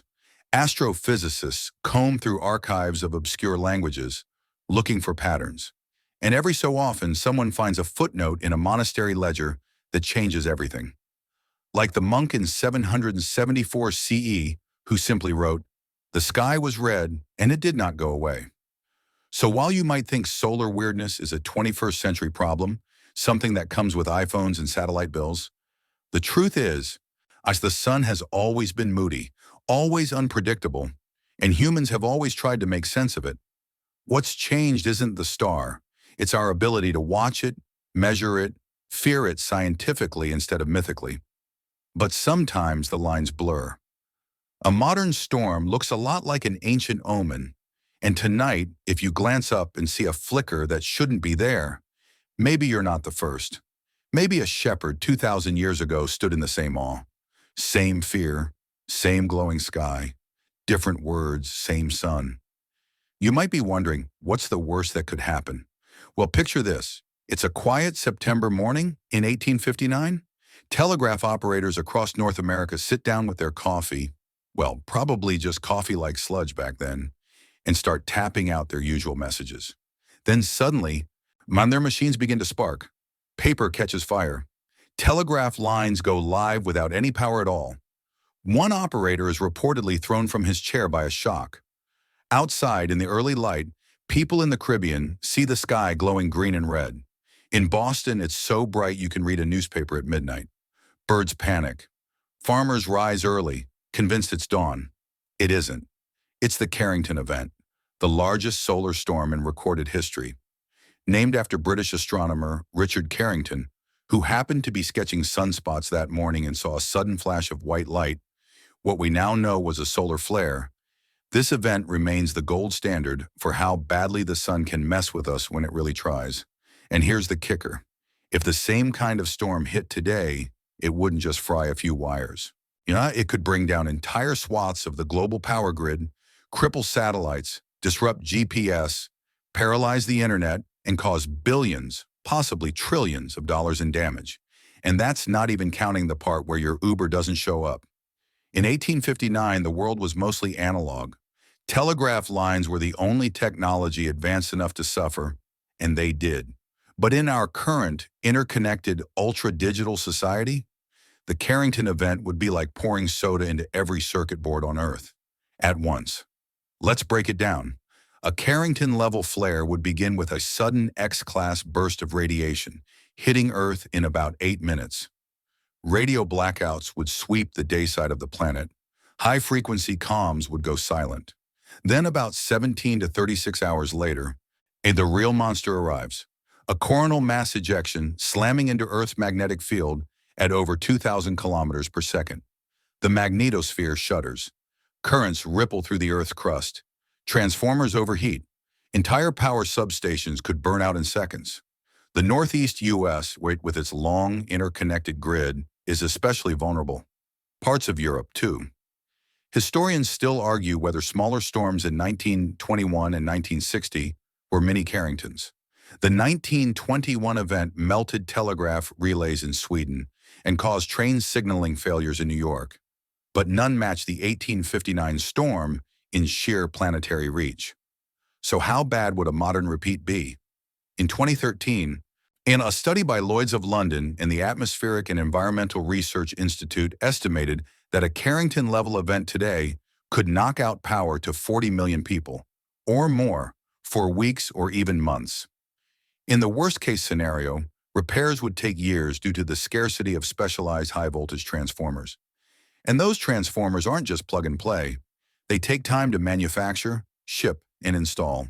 They're basically artisanal, but with more screaming. It gets worse. Modern life depends on timing, and that means satellites. GPS isn't just for maps. It synchronizes bank transactions, utility grids, phone networks, and yes, even some stock exchanges. During a geomagnetic superstorm, satellites could suffer radiation damage, lose orientation, or simply fall out of the sky due to increased atmospheric drag. Your cloud backups might just go poof, and that's assuming you even still have power. Hospitals rely on electricity for everything from ventilators to blood refrigeration. Water treatment plants need power to keep running. Most people don't realize that in a large-scale blackout, you lose clean water within days. And with cell towers down and the internet compromised, getting help. It might involve something called talking, which no one is emotionally prepared for. Now you might be thinking, surely someone's preparing for this, right? Yes, kind of. Governments and space agencies have drafted contingency plans. NASA's Solar Dynamics Observatory and NOAA's GOES satellites keep watch. There's the Solar Shield project to warn grid operators. Satellites like DSCO-VR provide real-time solar wind data, giving us about 15 to 45 minutes notice before a CME arrives. But that's not a lot of time to shut down an entire continent's infrastructure. Some companies are hardening systems. Banks, defense systems, even certain power plants now have limited solar resilience features. But the global infrastructure, still vulnerable, still spread too thin, still built in an era when the sun was assumed to be polite. And here's the scariest part. We almost had another Carrington. In July 2012, a solar storm nearly identical in scale to the Carrington event just missed Earth.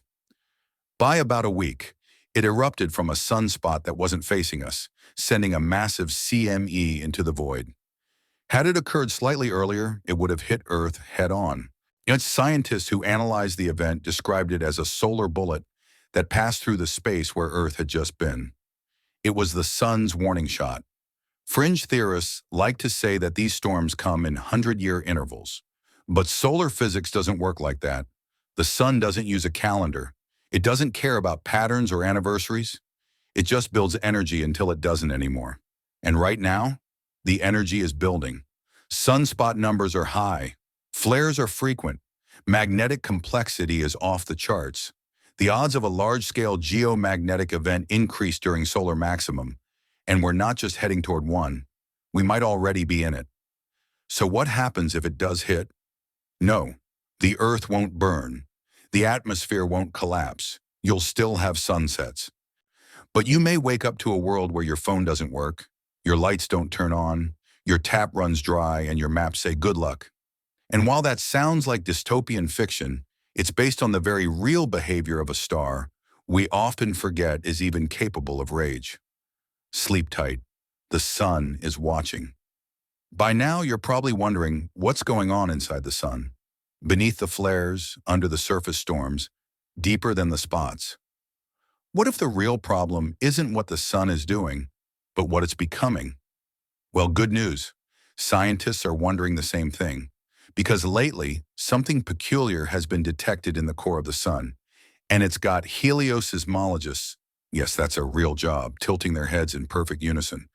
The rhythms of the sun's internal waves, the subtle pressure pulses that echo through its molten interior, are shifting in strange, wobbly ways. The sun, it seems, might be sloshing. Let's unpack that. Our knowledge of the sun's interior doesn't come from X-rays or cosmic endoscopy. It comes from helioseismology, the study of how sound waves, literal ripples of compression, move through the sun. Just like seismologists study earthquakes to learn about Earth's crust and mantle, solar scientists use these oscillations to peer into a place we'll never touch, the heart of a 4.6 billion-year-old nuclear furnace. Normally, these waves show up in neat patterns. They bounce from the core to the surface and back again, shaping the sun's outer layers in predictable, measurable rhythms. For decades, this wave data has been remarkably stable. But recently, something shifted. The waves are out of phase. Some are arriving faster than expected, others lagging. And the distortions suggest that dense material deep within the sun may be moving in unexpected ways, sloshing, swirling, maybe even redistributing. Imagine the core as a giant pot of molten iron stew. Now imagine that stew is no longer just simmering, it's sloshing over the sides, tilting under uneven magnetic pressure. That's what the new models suggest. It's as if the sun's engine has a loose gear. Now don't panic. This doesn't mean the sun's about to explode. It's not a supernova scenario. But it does imply that internal processes we thought were steady might be a lot more dynamic and unpredictable than we assumed. Historians still argue whether similar internal shifts led to the Dalton minimum, a prolonged period of low solar activity in the early 1800s that coincided with cooler global temperatures. Some solar records from that era note slower oscillation rates and low sunspot counts. But we didn't have the tech back then to see inside. Now we do. And what we're seeing doesn't match the textbooks. One theory making rounds: the sun's core may be experiencing a magnetic shear instability, a fancy way of saying that tangled magnetic fields are pushing and pulling at the plasma flow in uneven, chaotic bursts. This could explain why sunspots, flares, and even the solar wind are acting out of sync.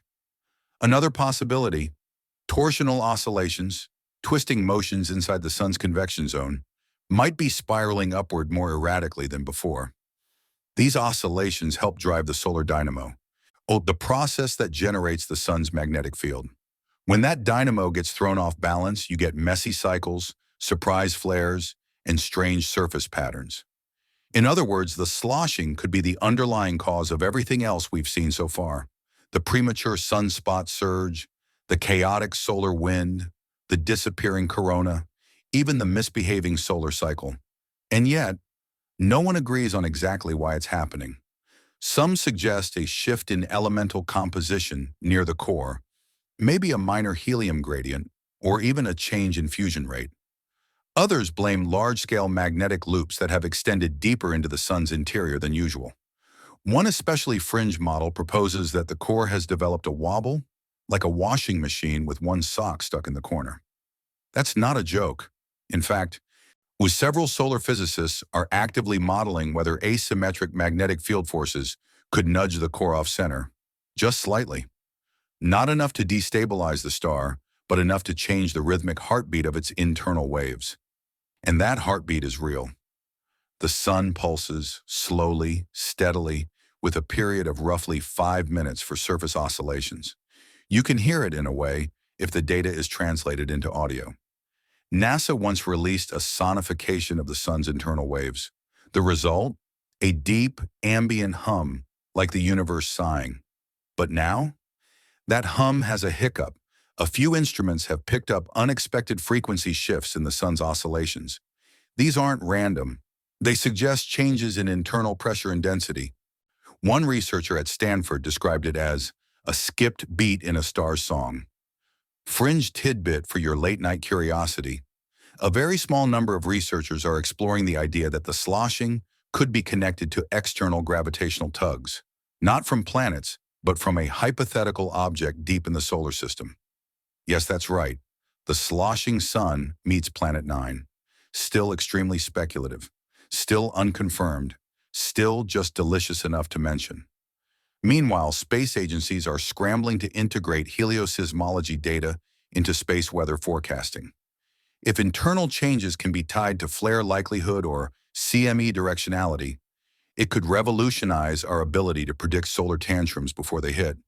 But right now, the models aren't fast enough. The slosh is outpacing the math. And of course, when this raises an existential question, how well do we actually know our star? We think of the sun as stable, predictable, comforting, but these deep pulses, these pressure shifts, suggest something more organic.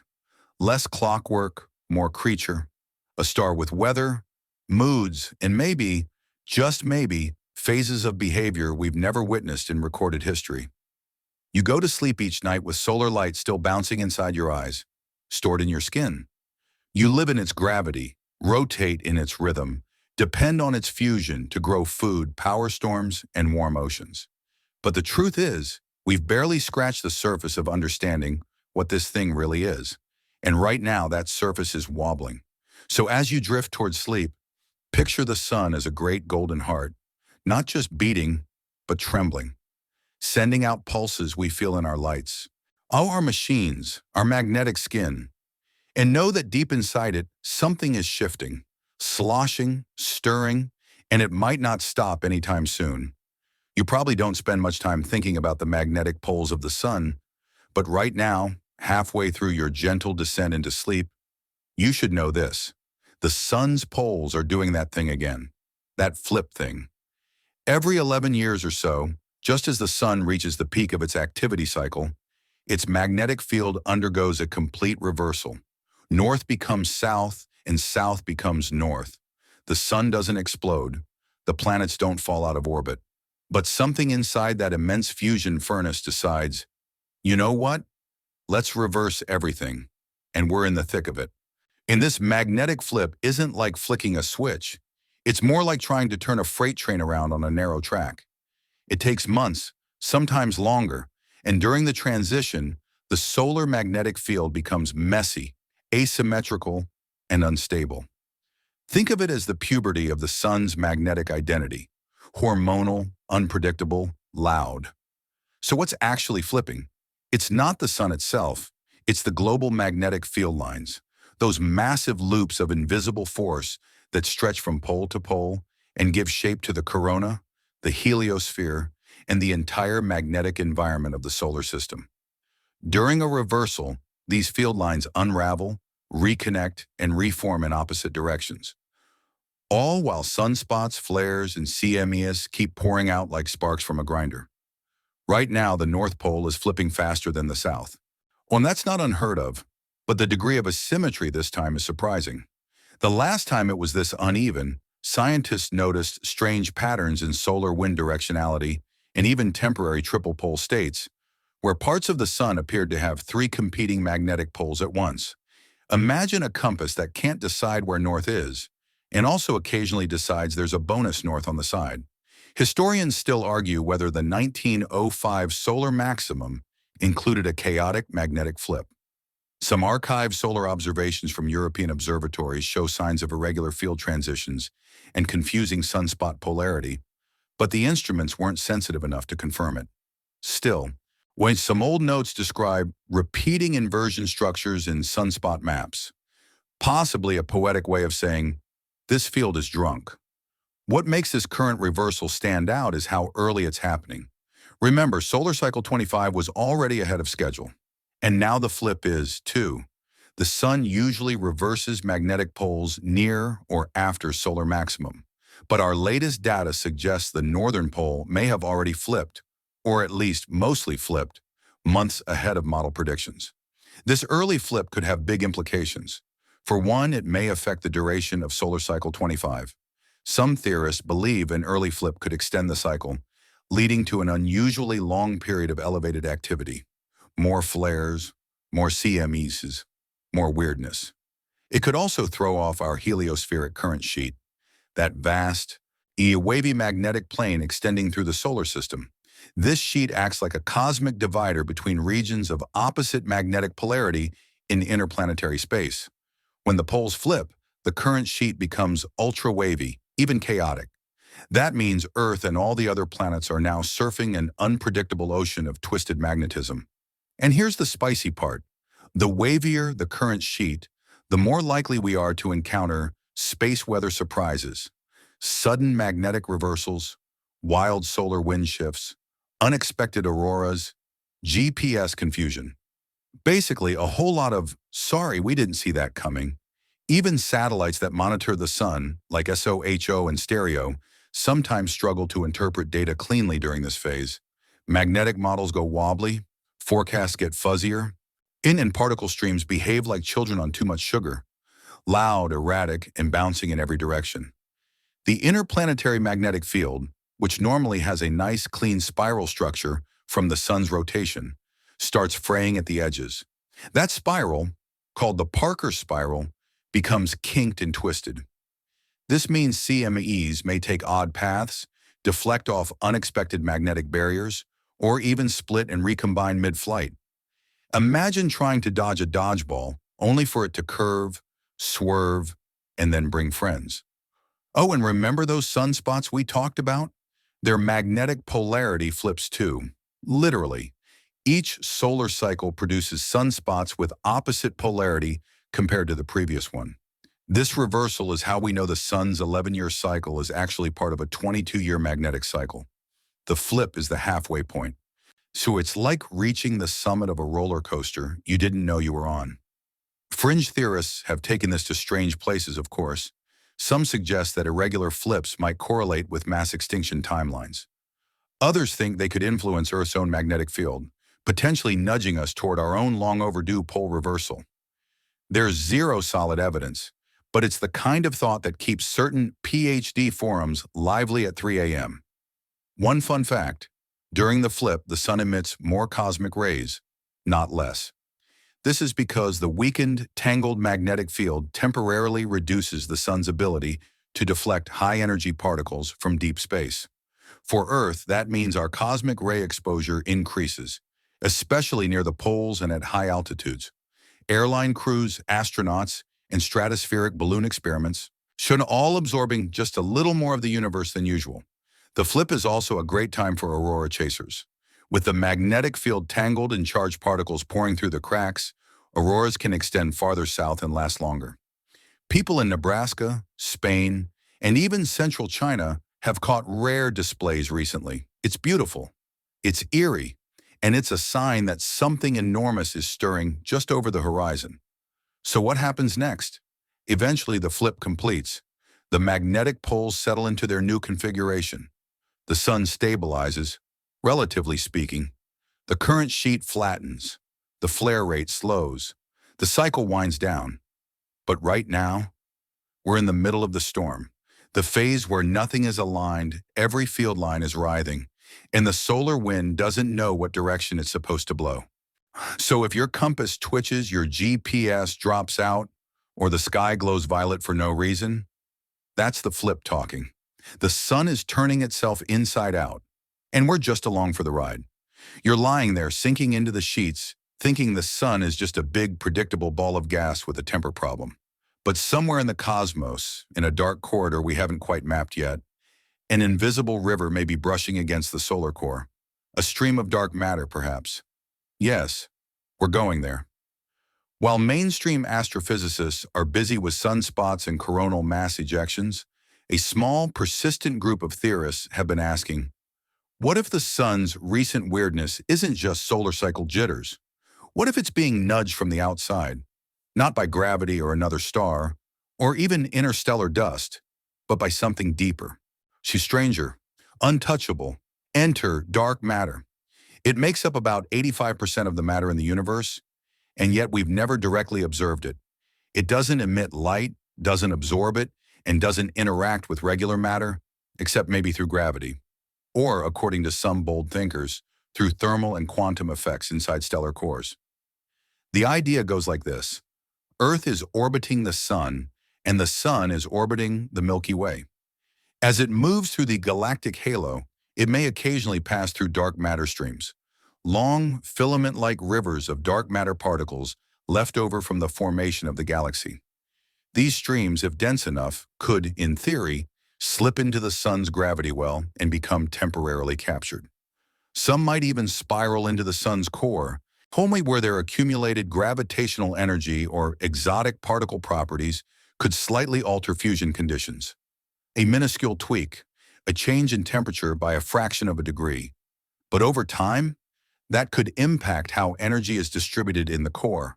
And from there, the solar engine might rev differently, just enough to send ripples through the entire system.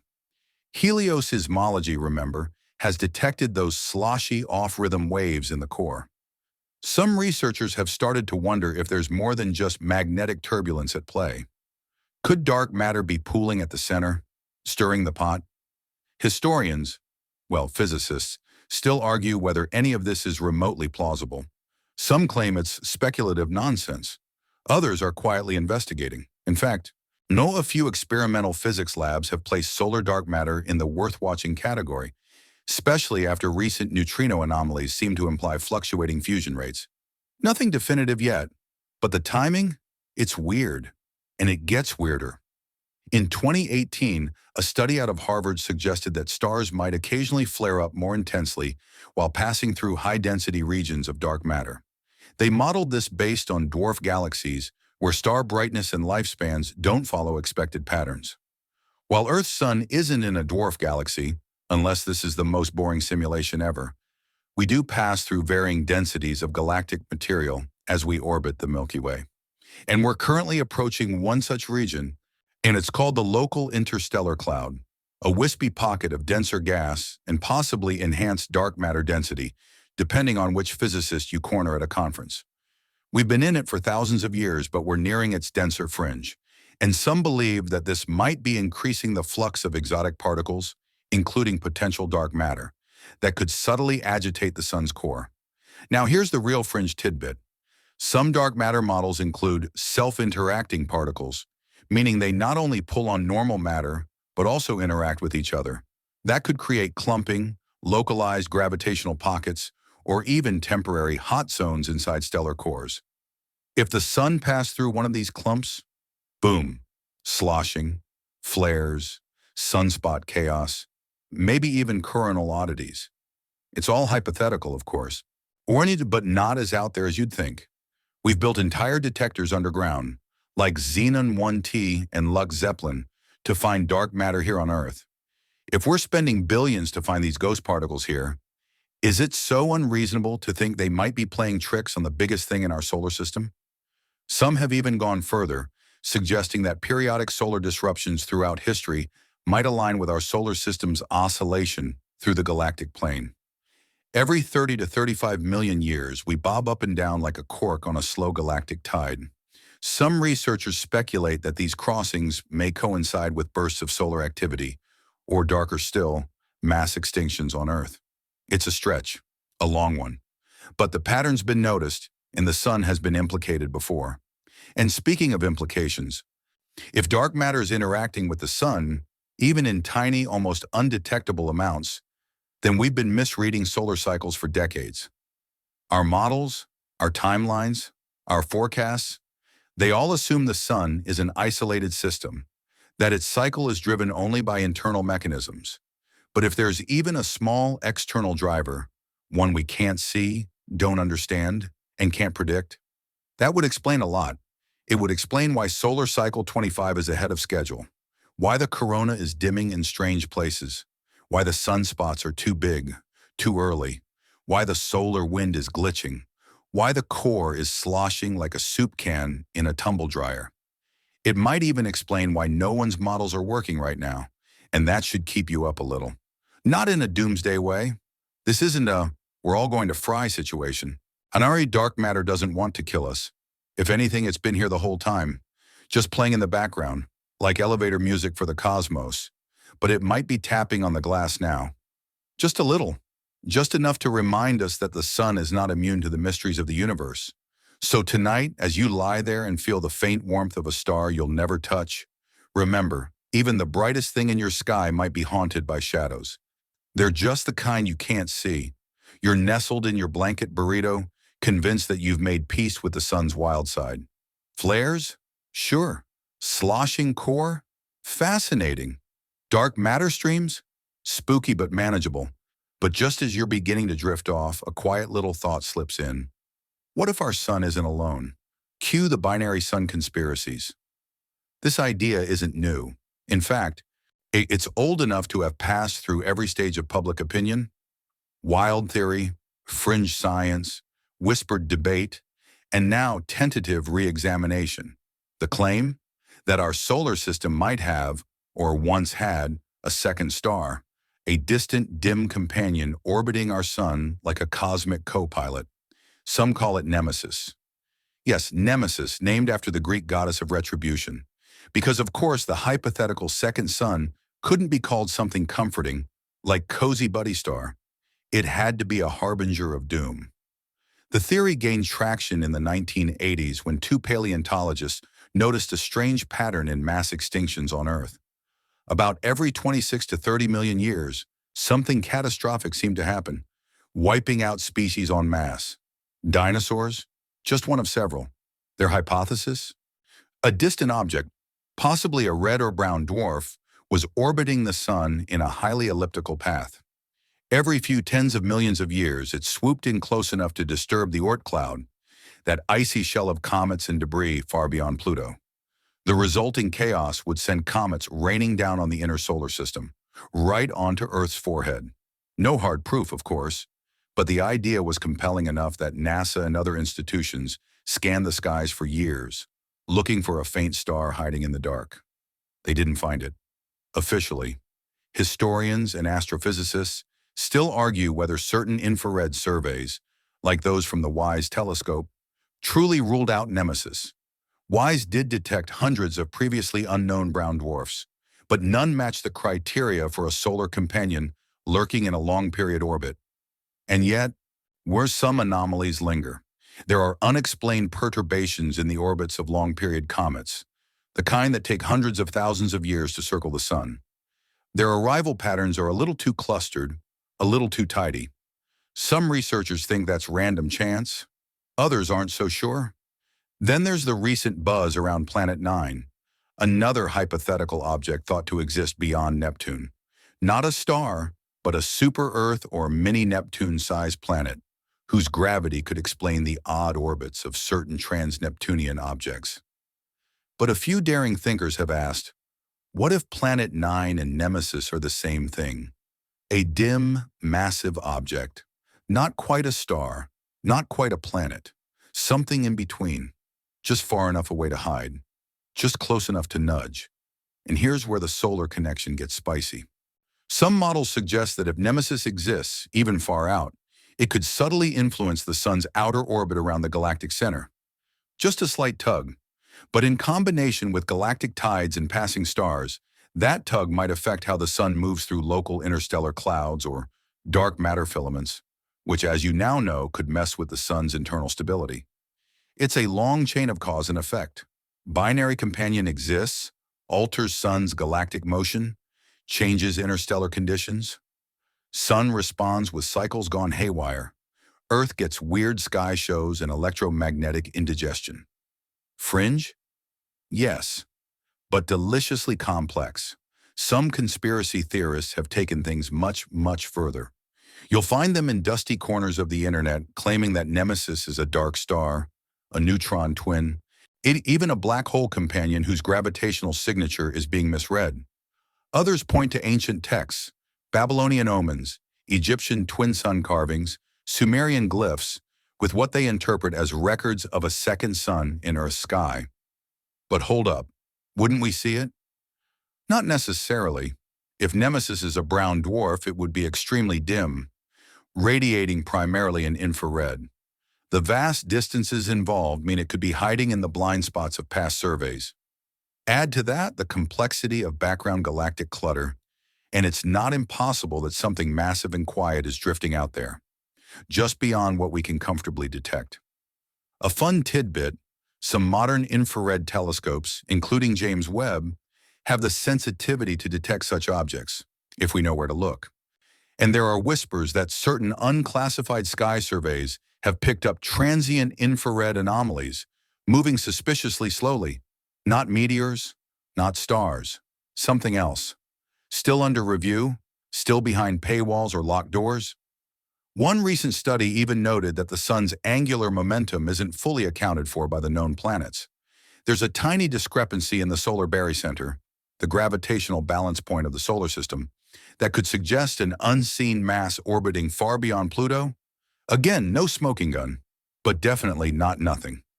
Now imagine, you're an observer on a long time scale, thousands of years. You start to notice irregularities in solar cycles, flares that don't follow their usual timeline, a corona that pulses strangely, auroras where they shouldn't be. Could it be the magnetic flip, the sloshing core, or maybe the pull of an ancient sibling star stirring things up? Even if Nemesis doesn't exist, the idea forces us to confront a truth. We barely understand the full architecture of our own solar neighborhood. We've mapped the planets, the moons, the obvious rocks.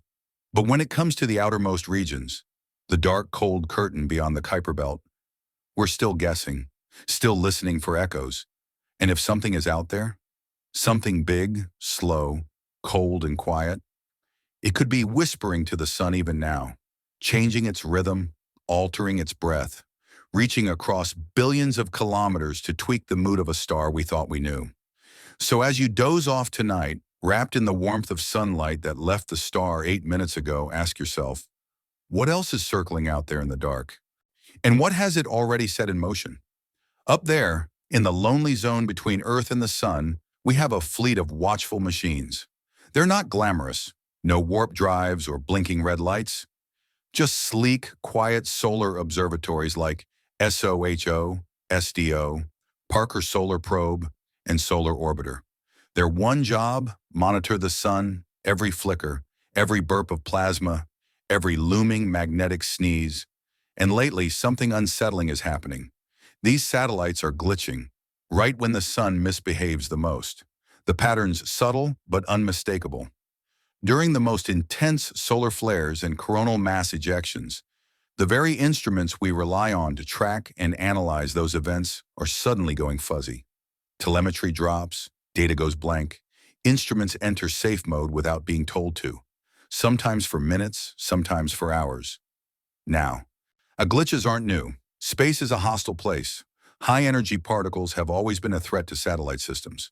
But lately, the malfunctions are more frequent, more synchronized, and more mysterious. Take SDO, the Solar Dynamics Observatory. This high-resolution satellite gives us those incredible, color-coded videos of the sun boiling and flaring in ultraviolet glory. But during a recent X9 class flare, SDO experienced a temporary imaging blackout, followed by several hours of corrupted data frames. It's like trying to watch a volcano erupt, and your camera blinks during the explosion. Then there's SOHO, a joint NASA-ESA project that's been our solar sentinel since 1995. In recent months, it's had multiple data dropouts that coincided suspiciously with peak solar events.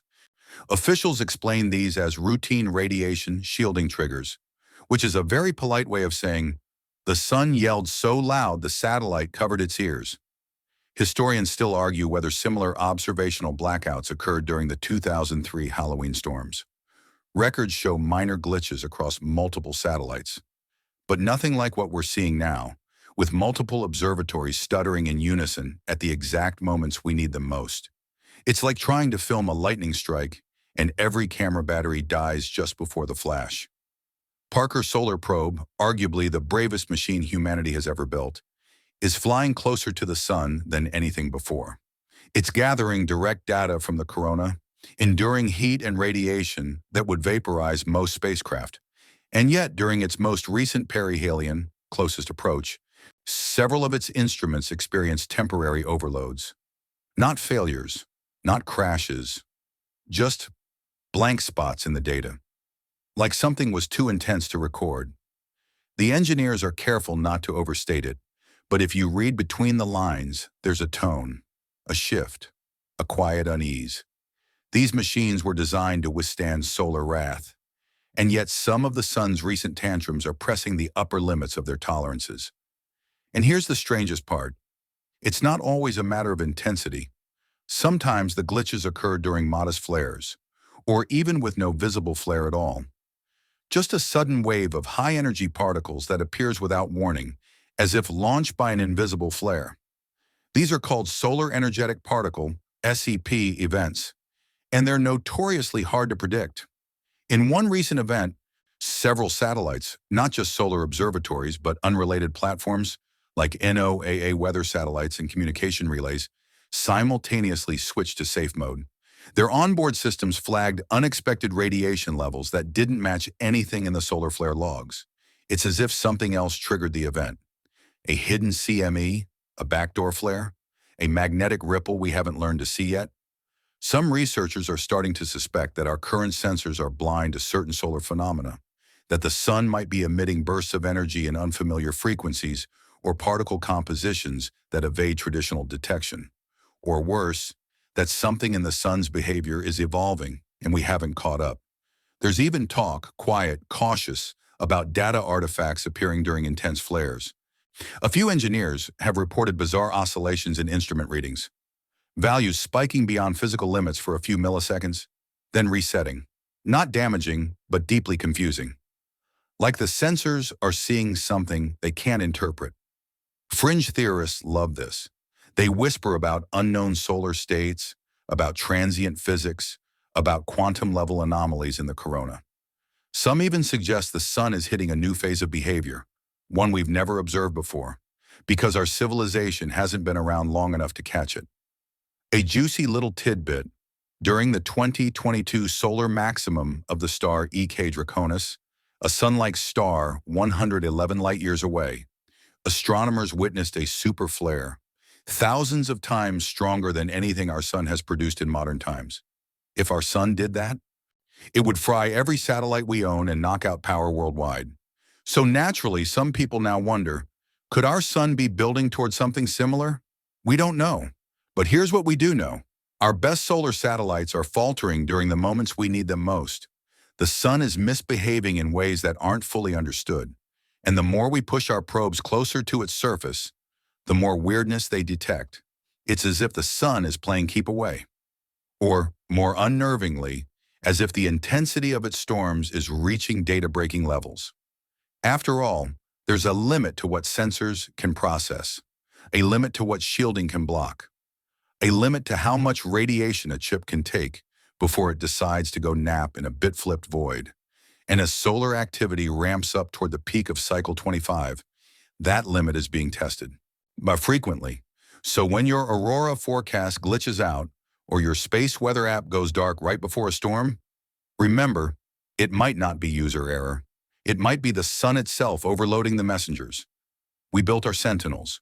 We pointed them at the star. We asked them to watch, and now they're blinking. At this point, you've heard about sunspots, flares, the sloshing core, and even the possibility of a stealthy stellar sibling. But tonight, let's shine a gentler light on something much closer. Something you see almost every night and probably never blame for solar drama. The moon. That quiet, cratered companion might just be playing a subtle part in the sun's recent odd behavior, or at least in how it behaves around us. It sounds a little out there. But a small group of researchers have started revisiting a long-debated question. Does the moon influence solar activity? Not by shining on it, obviously, but by tugging on the sun's magnetic field in ways we've only recently begun to model. At the center of this theory lies a strange and lovely idea. The moon, earth, and sun are locked in a gravitational dance.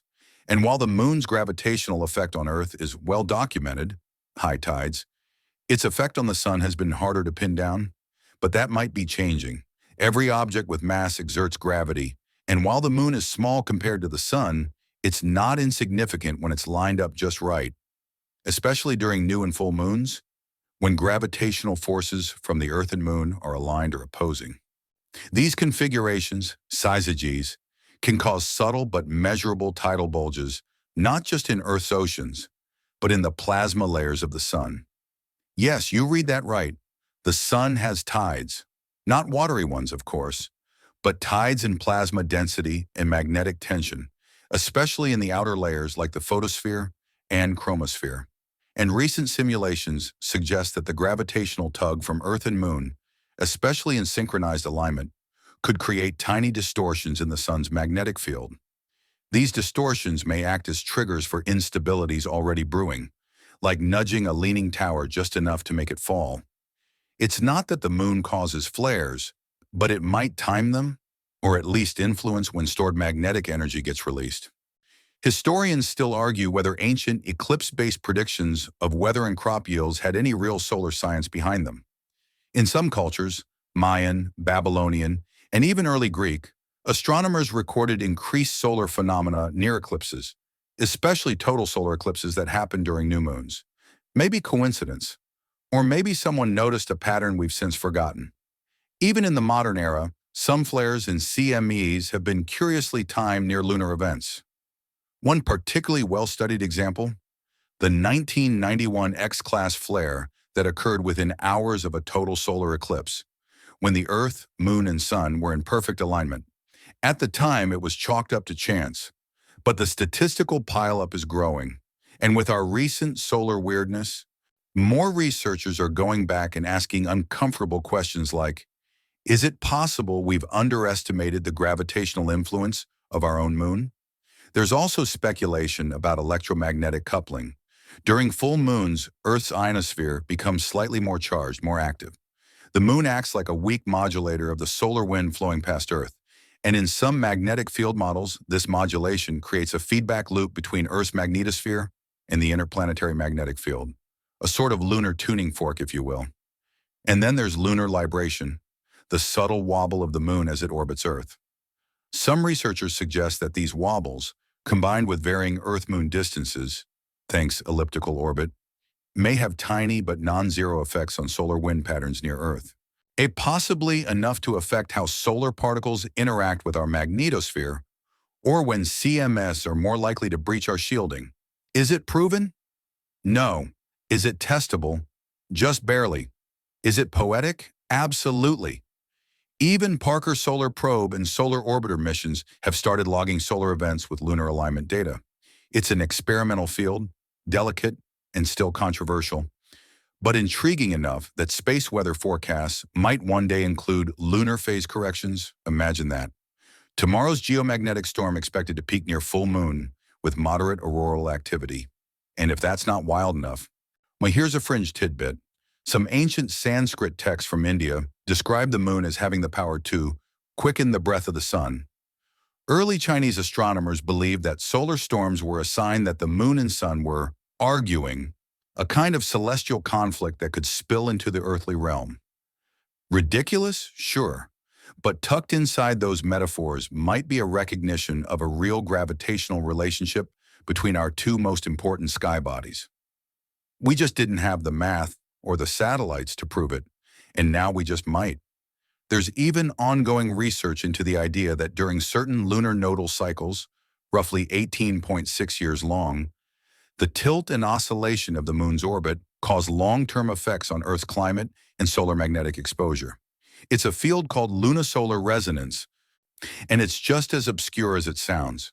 So what does it all mean? Probably not that the moon is controlling the sun like a puppet, but possibly that our own satellite, with its regular rhythm and quiet pull, is part of the solar equation. An ingredient in the timing of eruptions, a finger on the scale of solar cycles, and maybe, just maybe, our models of solar activity have been incomplete because we've treated the sun like a solitary actor. But it's not alone. It dances with Earth, and Earth brings the moon. 3 bodies, 1 solar stage. And as you drift off tonight, you might feel that faint rhythm, the same one felt by oceans, tectonic plates, and now perhaps the sun itself. A rhythm not just of fusion and flare, but of orbit and tug. You followed the flares, the sunspots, the sloshing core, the moon's sneaky tugs, and now it's time to step back, way back, past the satellites, past the observatories, past the conspiracy threads and data glitches. Because before all of this, before particle physics and magnetic maps and X-class storm alerts, there was one way humans understood the sun: history. Tonight, let's walk through the long lens of solar awe, because humans have been tracking the sun's behavior for millennia, often with eerie accuracy and sometimes with unnerving fear. You might think modern science invented the idea of solar cycles and skyborne omens, but the truth is, people have been studying solar weirdness since before recorded time. We just wore more feathers and fewer lab coats. Let's begin where many stories do, with the temples. In ancient Egypt, massive stone complexes like Karnak and Abu Simbel were aligned with the sun's movements to within fractions of a degree. Every year on precise days, sunlight would penetrate deep into temple corridors, illuminating statues that hadn't seen daylight for months. This wasn't just architectural flair, it was spiritual physics. These people were tracking solar precision without GPS, using shadows and stone. But they weren't just watching sunrise and sunset. Ancient records describe sudden changes in the sun's appearance. Halos, dark spots, or crimson shrouds. The I Ching refers to the sun being eaten, likely an eclipse. But other passages speak of fire in the daylight and twilight at noon. Auroras, ash clouds, solar storms. Hard to say, but unmistakably something. And then there's Mesoamerica. And the Mayans were perhaps the most devoted solar statisticians in pre-modern history. Their calendar systems were built on solar cycles, including the infamous 11-year patterns we now associate with sunspots. Some Mayan codices contain glyphs that scholars suspect correlate with high solar activity. Glyphs that repeat every 11 to 12 years, often accompanied by symbols for war, drought, or chaos. Historians still argue whether these glyphs were linked to empirical observation or just poetic timing. But the odds of that rhythm matching the solar cycle purely by accident? Astronomically low. Even older still are petroglyphs in the American Southwest, which some researchers believe depict sunspots. Large dark speckles surrounded by rays, etched into rock faces thousands of years ago.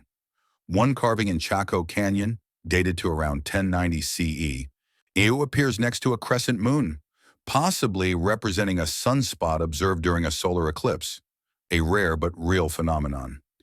And while that sounds like fringe speculation, here's a fun fact. Chinese astronomers recorded a major sunspot cluster that same year. Global observation, no telescopes, just eyes, patience, and a sky full of secrets. But solar reverence wasn't always scientific. Sometimes it was survival.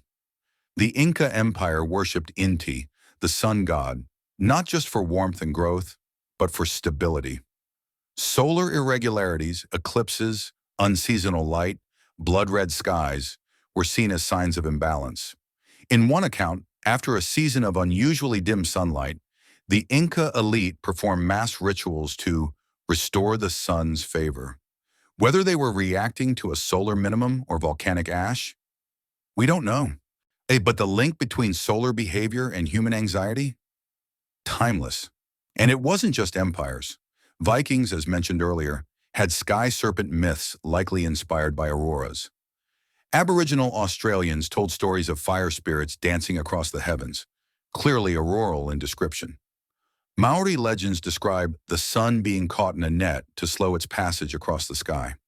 It all sounds mythic, until you remember that solar activity really does affect time perception, light quality, even biological rhythms. But perhaps the most haunting example of solar historical records is the carbon-14 evidence buried in tree rings. When high-energy cosmic particles slam into Earth's atmosphere, especially during solar proton events, they create radioactive isotopes that are absorbed by trees as they grow. In 774 CE, 993 CE, and possibly even earlier, her tree rings from around the world show sudden, massive spikes in carbon-14. These events didn't just happen once. They came in pulses. And in many cases, they line up with strange sky reports from monastic texts, imperial court records, and even oral traditions. One Japanese monk in 774 CE wrote, "A red dragon rose in the sky at dusk. The air became silent. The stars were hidden." Not bad for a poetic account of a potential radiation event. And these aren't isolated reports. In Europe, the Anglo-Saxon Chronicle describes a blood sky around the same time. A coincidence? Maybe. But those tree rings don't lie. Something touched the whole planet. Even during the so-called Maunder Minimum, the 70-year period from 1645 to 1715, when sunspots nearly vanished, people knew something was off. Winters grew harsher. Ice fairs were held on the frozen Thames. Artists painted gray, moody skies. The sun itself, when observed through early telescopes, looked eerily blank. It scared people. Not in the way storms scare us now, because of infrastructure or missed flights, but in a deeper, more existential way. When the sun flickered, dimmed, or changed, it wasn't just weather. It was a message, a warning, a sign that the divine, the natural, and the stable might not be so stable after all. And here we are again, with all our tech, our models, our satellites. We're still staring at the sky, watching a familiar star act just a little too unfamiliar.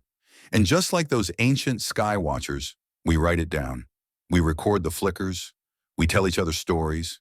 The language is different, but the fear, same. And now here you are, tucked in, lights low, your brain pleasantly full of sunspots, auroras, sloshing solar cores, lunar tugs, and shadowy companions from beyond the Kuiper Belt. So the question becomes, what now? What do we do with all this knowledge, this unfolding evidence that something strange is happening to the sun right now? And yes, scientists are concerned. First, let's breathe. The sun isn't dying. It's not about to go supernova. We're not watching the final meltdown of the only thing keeping your toes warm. In fact, the sun is still doing what it's always done: burn, churn, and occasionally throw plasma tantrums across the solar system. But what's different, what scientists are quietly losing sleep over, is how rapidly the sun's behavior is changing during this cycle. Solar cycle 25 was predicted to be modest, mild, a gentle ramp up followed by a gentle coast down. But instead, it kicked the door open, flares blazing, sunspots multiplying, and magnetic fields tangling like a basket of snakes. Every week, new anomalies roll in. Sunspot clusters forming ahead of schedule. Mid-latitude auroras showing up during quiet solar days. Coronal dimming and rhythmic pulsations no model accounts for. Helioseismic rhythms that sound like the sun is hiccuping underwater. Glitches in our very satellites meant to watch it. And the possibility, however small, that external influences like dark matter streams, lunar alignments, or interstellar density shifts are part of the puzzle. It's not one thing. It's everything. A cascade of inconsistencies, a pattern of unpredictability. Now, when scientists say they're concerned, it doesn't mean panicked. And it means that models are being redrawn, equations are being rewritten, mission control teams are watching telemetry a little closer, and departments that used to share coffee over quiet sun graphs are now holding emergency Zoom calls when a sunspot cluster suddenly triples overnight. And it's not just about astronomy. The ripple effects of a volatile sun touch almost everything. Power grids prepare for induced current surges. Airlines monitor radiation levels over polar routes. Farmers are beginning to hear whispers about long-term climate impact models revisiting solar forcing.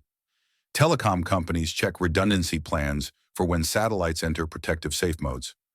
Military organizations worry quietly about blackout scenarios where strategic systems go blind mid-operation. Space agencies run radiation simulations on future Moon and Mars missions, recalculating how long astronauts can safely stay outside the ship.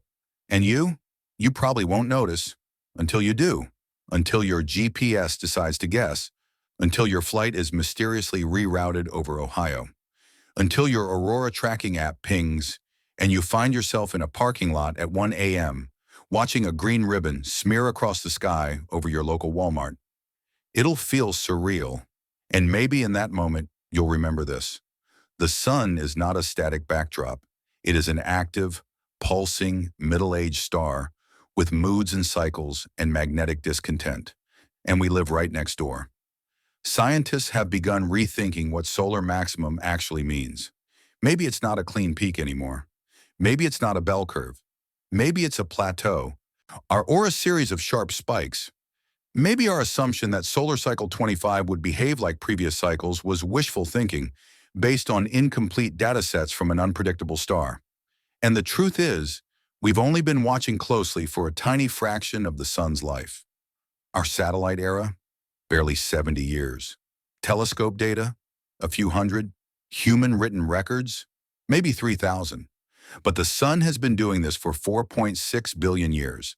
So there's a very real chance we're simply watching a phase it's entered before, long before we ever lit a match. Which leads to the big takeaway. We are still learning how the sun works.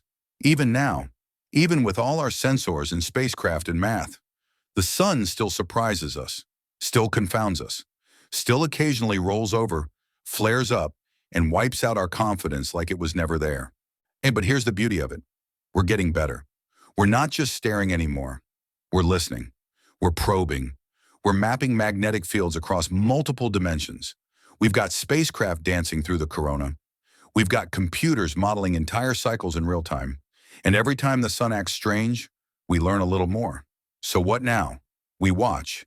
We adapt. We build smarter shields, more flexible satellites, faster alerts. We design systems that expect occasional solar rage instead of hoping for solar politeness. And when the next great flare comes, maybe we'll see it coming just in time to duck. And you? You sleep. Because despite all the concern, the sun is still your warm friend. Still rising every morning, still painting the sky gold, still humming its slow fusion lullaby. It's misbehaving, yes, but it's also alive, dynamic, magnificent. And watching it, studying its moods, tracking its storms, isn't just science. It's survival, and it's awe. Now, as you close your eyes, the solar wind still howls far above, unseen but real. The sun turns gently on its axis, magnetic fields curling like smoke around its poles. Tomorrow it will shine again. Tomorrow it might flare. Tomorrow scientists will still be watching. But for now, you rest.